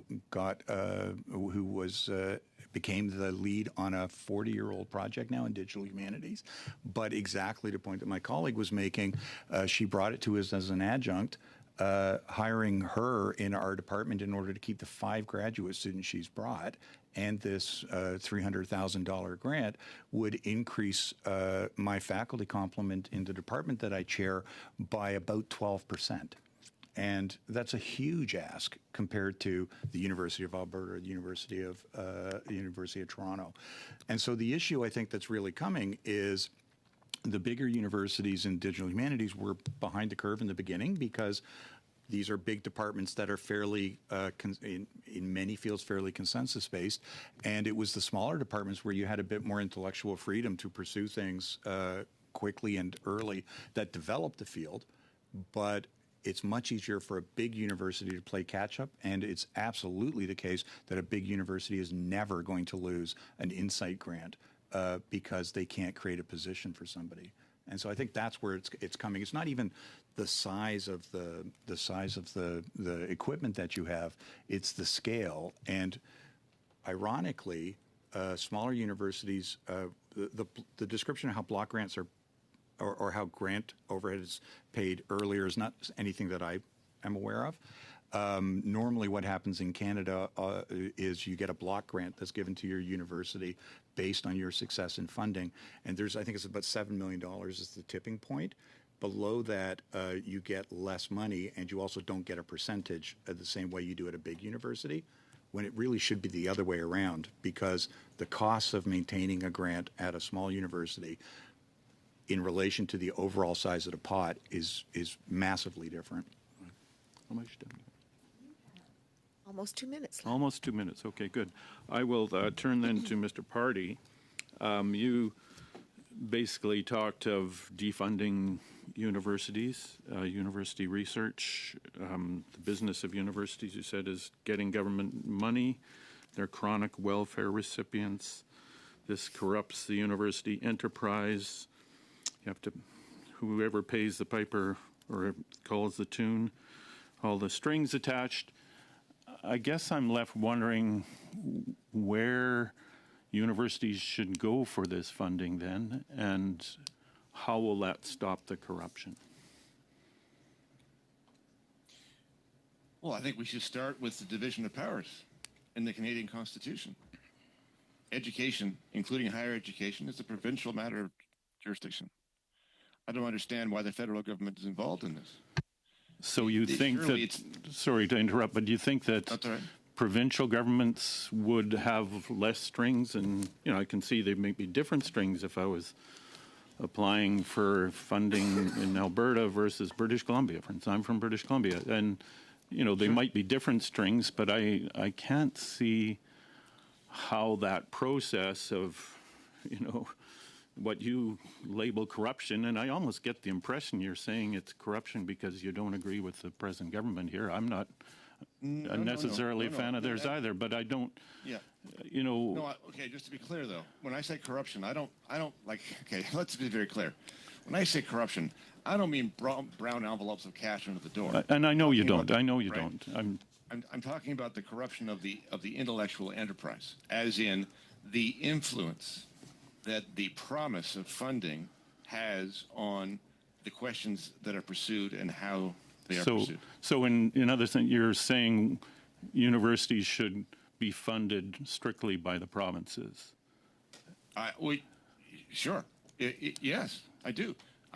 And in the same way that I think that healthcare should be funded by the provinces, because healthcare is a provincial responsibility. Well, so and I just don't, I don't know, I just don't see the intellectual behind all these other things that you complain about the federal government. I don't see that changing under provincial government. That's all. I'm just. Well, why don't you? But I think the solution there is to allow the provinces to work it out for themselves. Now, I might have the same criticism of a provincial government's approach if they chose something similar. But the point is, it's a provincial responsibility. Why don't you let them work it out? And if they were to put together a program that resembled what we're talking about, then I would have criticisms for them as well. But they're at least within their jurisdiction now. How much? A minute. A minute. Oh my goodness, time flies. Actually, it doesn't fly when you're having fun. But so I'll continue on this then. Yeah, sure. And you commented on how, you know, there's 40% taken off the top. That doesn't come off. Yeah, I want to be very clear. So if I can just, sorry, that was just the start of my question. Fine, yeah. You know, and it seemed like, you know, the universities were, you know, eagerly trying to claw money wherever they could find it. The fact is the government funding of universities has steadily declined over the last 30, 40 years. And so universities are desperate for cash. They're looking for cash wherever they can find it. They've upped tuition fees. They brought in lots of foreign students so they can get higher tuition fees. They're taking bigger and bigger chunks off of research grants from the researchers, not from the students. Yeah, right. So again, to fix that, the only way I can see that being fixed is if the provincial governments, in your view, should be funding universities at a much, much higher rate than they are now. And Well, there are lots of possibilities, and I'm not concluding this, but you're assuming that all the universities that exist and should expand, because they've expanded during a period, and now they find, well, maybe they're too big now because the international students are not there. So, but on the 40%, I'm sorry, I just wanna make clear- that is the time. So we're going to turn now to the 5-minute round, and we're going to start that off with MP Kitchen. Thank you, Madam Chair, and thank you all for being here, and your presentation is greatly appreciated as we start this new study and look at it. How do we improve excellence? And as you might have heard in the previous study we did, where we were looking at the capstone and aspects of how do we take federal funding and delegate that.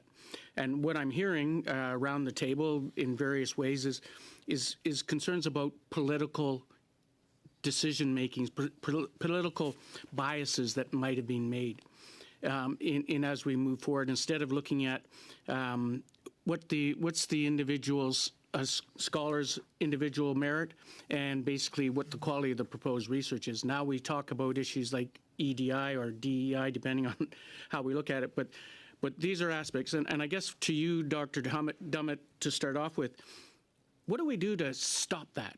What suggestions would you have to say, how do we resolve that such that professors, whether they're in big university U15 or whether they're in smaller universities or that are applying for these, how do we stop that? Sorry, can I just clarify? Stop the political discrimination? Correct. Yeah. I mean, the simple answer is you need a more diverse higher education sector. I think that's tricky to do. I think there are some reasons that might be traditional, that certain kinds of people might be attracted to university, and they might be more on the left generally. Although I think the ratio is so skewed that it's hard to think that other factors aren't involved. So I would think that at a host of levels, whether it's things that you can't do, but say hiring job advertisements, but in things that you can control on research funding, that we think about the way in which certain fields, certain disciplines contain political assumptions within them, and that we try to open those out to more diverse perspectives. So if you're having a field and a funding agency in something like settler colonial studies, that comes just with a whole host of political assessments. I mean, I'm fascinated by the history of settler colonial nations, but my perspectives are not welcome in settler colonial studies. So if you're advertising a position in that area, it's not really open to diverse perspectives. So whether you're advertising jobs in these fields, whether you're advertising research funds, you have to include that kind of small p political assessment to make sure that you have kind of institutional neutrality. Actually, thank you, and I'm sorry for interrupting. I appreciate that. I mean, one of the suggestions we've had around over time and reports we've had presented is basically from a tri-council EDI aspect of policies, they should just be abolished. Your thoughts on that? Well, I think that's unlikely to happen, but I think if they're going to exist, then they should include viewpoints there as well. They shouldn't just be about other categories. If I would reform them, I would have them be based not on the general population levels, but on the funnel of applicants. So as I understand it, at my university, when we're thinking about our percentage of Canada Research Chairs, we have to match the percentage of a certain identity group in the general population, regardless of whether the pipeline to provide us those applicants is open and diverse. And it just doesn't make sense. That's just bad statistics. You want to look at, how many people are there. And if they're not there at the PhD level, the problem isn't at our hiring level. It's there at, why aren't they attracted to this level? Are there barriers further down the line? And so I would reform it by thinking about assessing, not assuming that discrimination is the problem, but open and say, where is the problem? Is it discrimination? It might be. But it might be a whole host of factors that are just assumed under the current system. Thank you. And Dr. O'Donnell, and I can tell you I had an opportunity to tour Lethbridge this past summer. I was golfing at the golf course right beside it, but I did get a tour of Lethbridge. I appreciate that. It's a great university.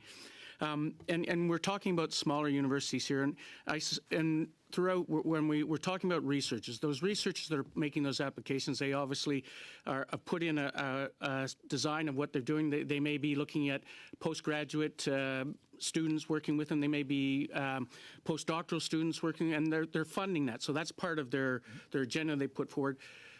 What about from the institution's point of view?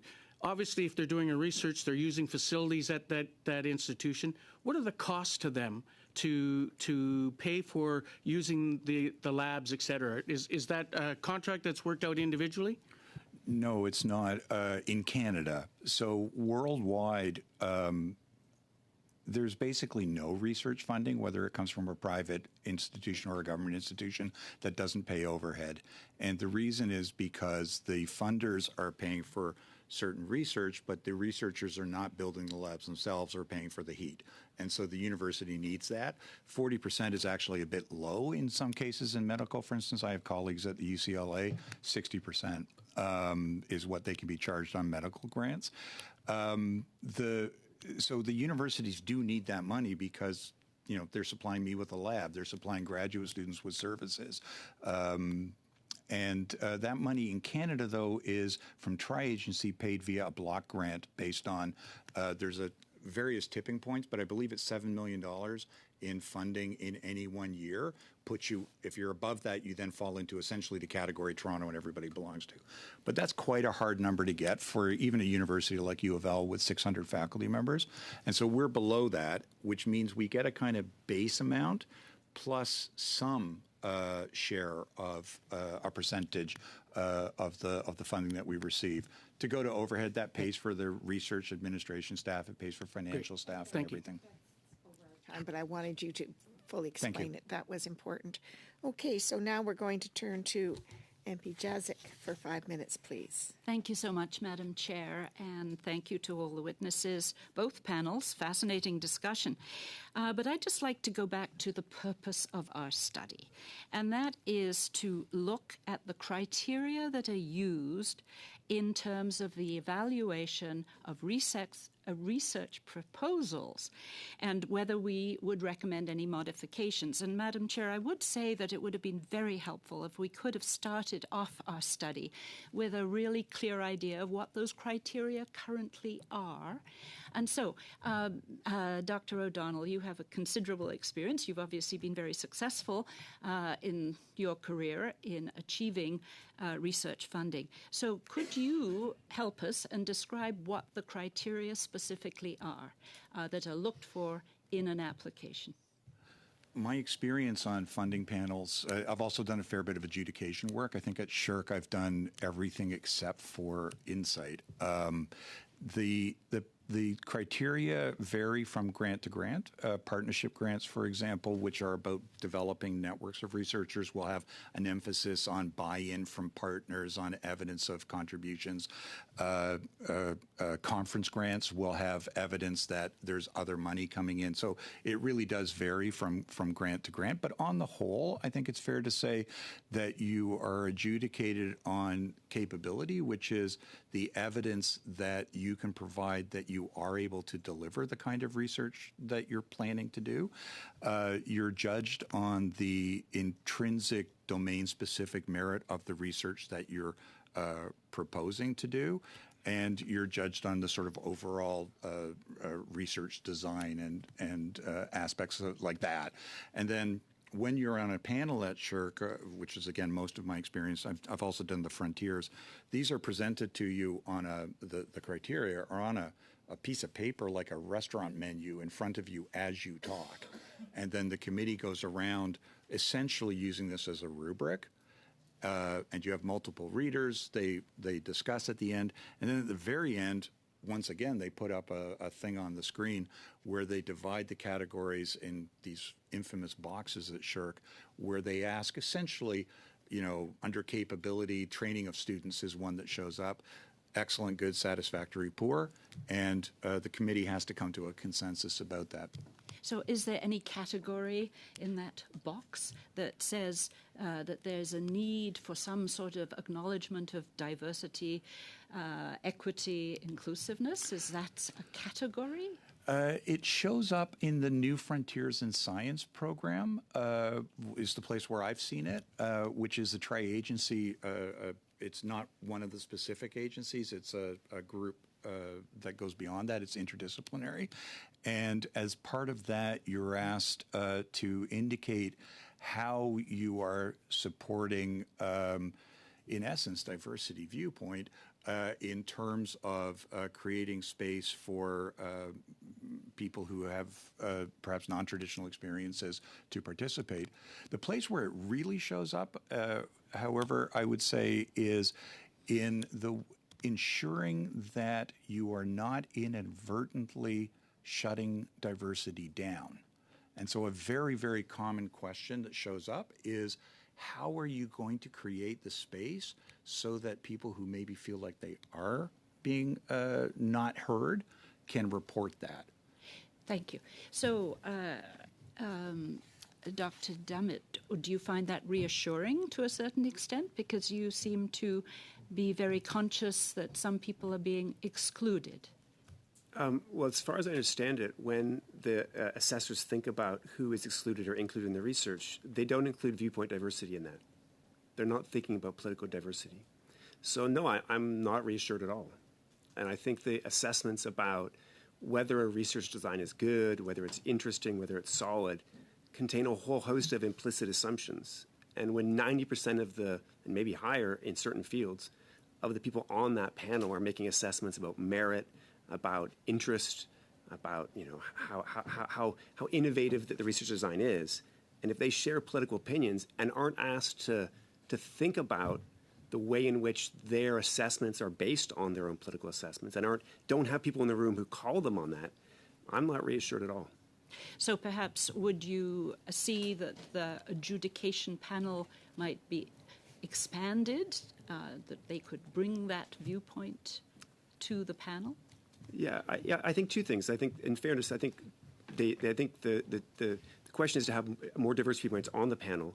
But then, if that assessments are going to be part of it, that I think political viewpoint diversity should really be a part of the assessment. Yeah. Is that? Sorry. Okay, we'll now turn to MP Blanchard-Jocard for 2.5 minutes. Thank you, Chair. I'd like to continue with Mr. Dummett. In the brief that you shared with your colleagues, you recommended abolishing DEI in the granting agencies at the level of your fellow professors. You said that there could also be consequences about social cohesion in the universities and institutions concerning the application of DEI. Can you just expand on that? Yeah, I think that if it doesn't contain viewpoint diversity, I think DEI is a serious problem. I think it represents problems of social cohesion at the university for those people who want to represent divergent voices. They want to have different opinions. And for someone who wants to do research on, let's say, for example, the possible negative impacts or of DEI, or asking, does it work? And asking that from a perspective which is just genuinely open-minded and doesn't contain certain assumptions, life is difficult for those people. And I think it makes it very difficult at the university for those kinds of projects to get funded and people to do research. Merci. Toujours selon dans votre... Thank you. In your brief, you also mentioned that the criteria of DEI do not have any ultimate final goal or objective. They lack clarity. So would you also say then that a long-term, clearly stated goal would be necessary? Yeah, I think that's definitely the case. And I think that if we're going to have DEI criteria, we ought to be really flexible with what they are and who's equity deserving at any one point in time, and we're not operating on past assumptions. I teach at Trent University, which is sort of, some people call it in the north. I don't think it's north, but a lot of the most disadvantaged students in my classrooms are often, white rural kids from backgrounds people who don't have university education, and those are people who wouldn't be considered equity deserving by a whole host of categories, but they don't fit in at the university, and I think that they. We need to be very flexible what we mean about who deserves special attention and who deserves assistance in higher education. Merci. D'autres choses incontournables que vous aimeriez rajouter? anything else that you feel is important to add about your work on DEI? I guess I think it's a pretty maybe about viewpoint diversity in general. I would say I just would call people from different perspectives to think this really matters. I think Eric Kaufman mentioned about public trust in higher education. I'm not an anti-university kind of person. I love my job. I love the world in which I live. But I would warn people that the lack of viewpoint diversity does threaten public trust, and I would hate to see Canada go down the route that the U.S. has followed. We're soon going to be out of resources. So for the last 2.5 minutes, it's yours, Mr. Canning. Well, thank you. And I'm going to continue on with Dr. Dummett about this idea of viewpoint diversity, because I'm a biologist, I'm an ecologist, and we talk about,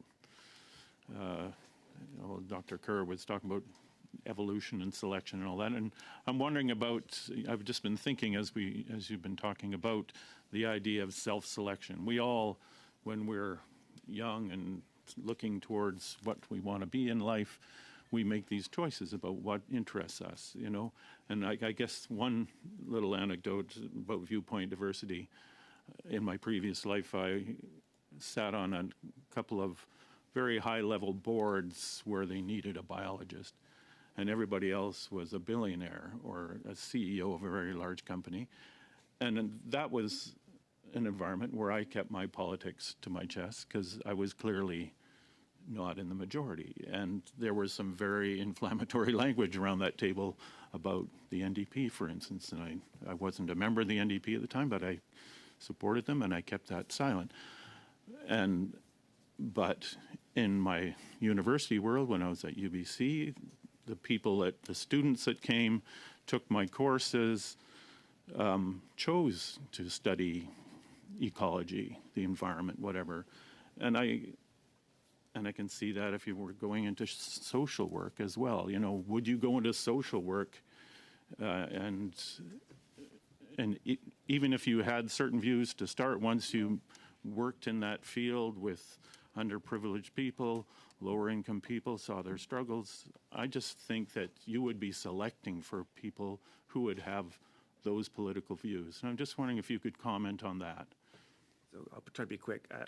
I mean, I welcome your question. What I like about your question is that you're asking, is there something aside from discrimination involved here? Totally. And what I wish is that other policies on EDI ask the same question, because I think it's a fair assessment. I think to a certain extent there is a self-selection going on here. Whether it represents the full problem, I don't know. I think it's huge. But I think those same kinds of assessments for people from maybe think slightly different than me aren't being asked in about other questions of diversity in higher education, and they need to be asked by people who are also critical of the kinds of assumptions that are operating. The button. Thank you so much. Thank you to the witnesses, Dr. Christopher Dummett, Dr. Daniel O'Donnell, and Professor Bruce Pardy, for your testimonies and participations in the committee study. Is it the will of the committee to adjourn the meeting? Meeting adjourned.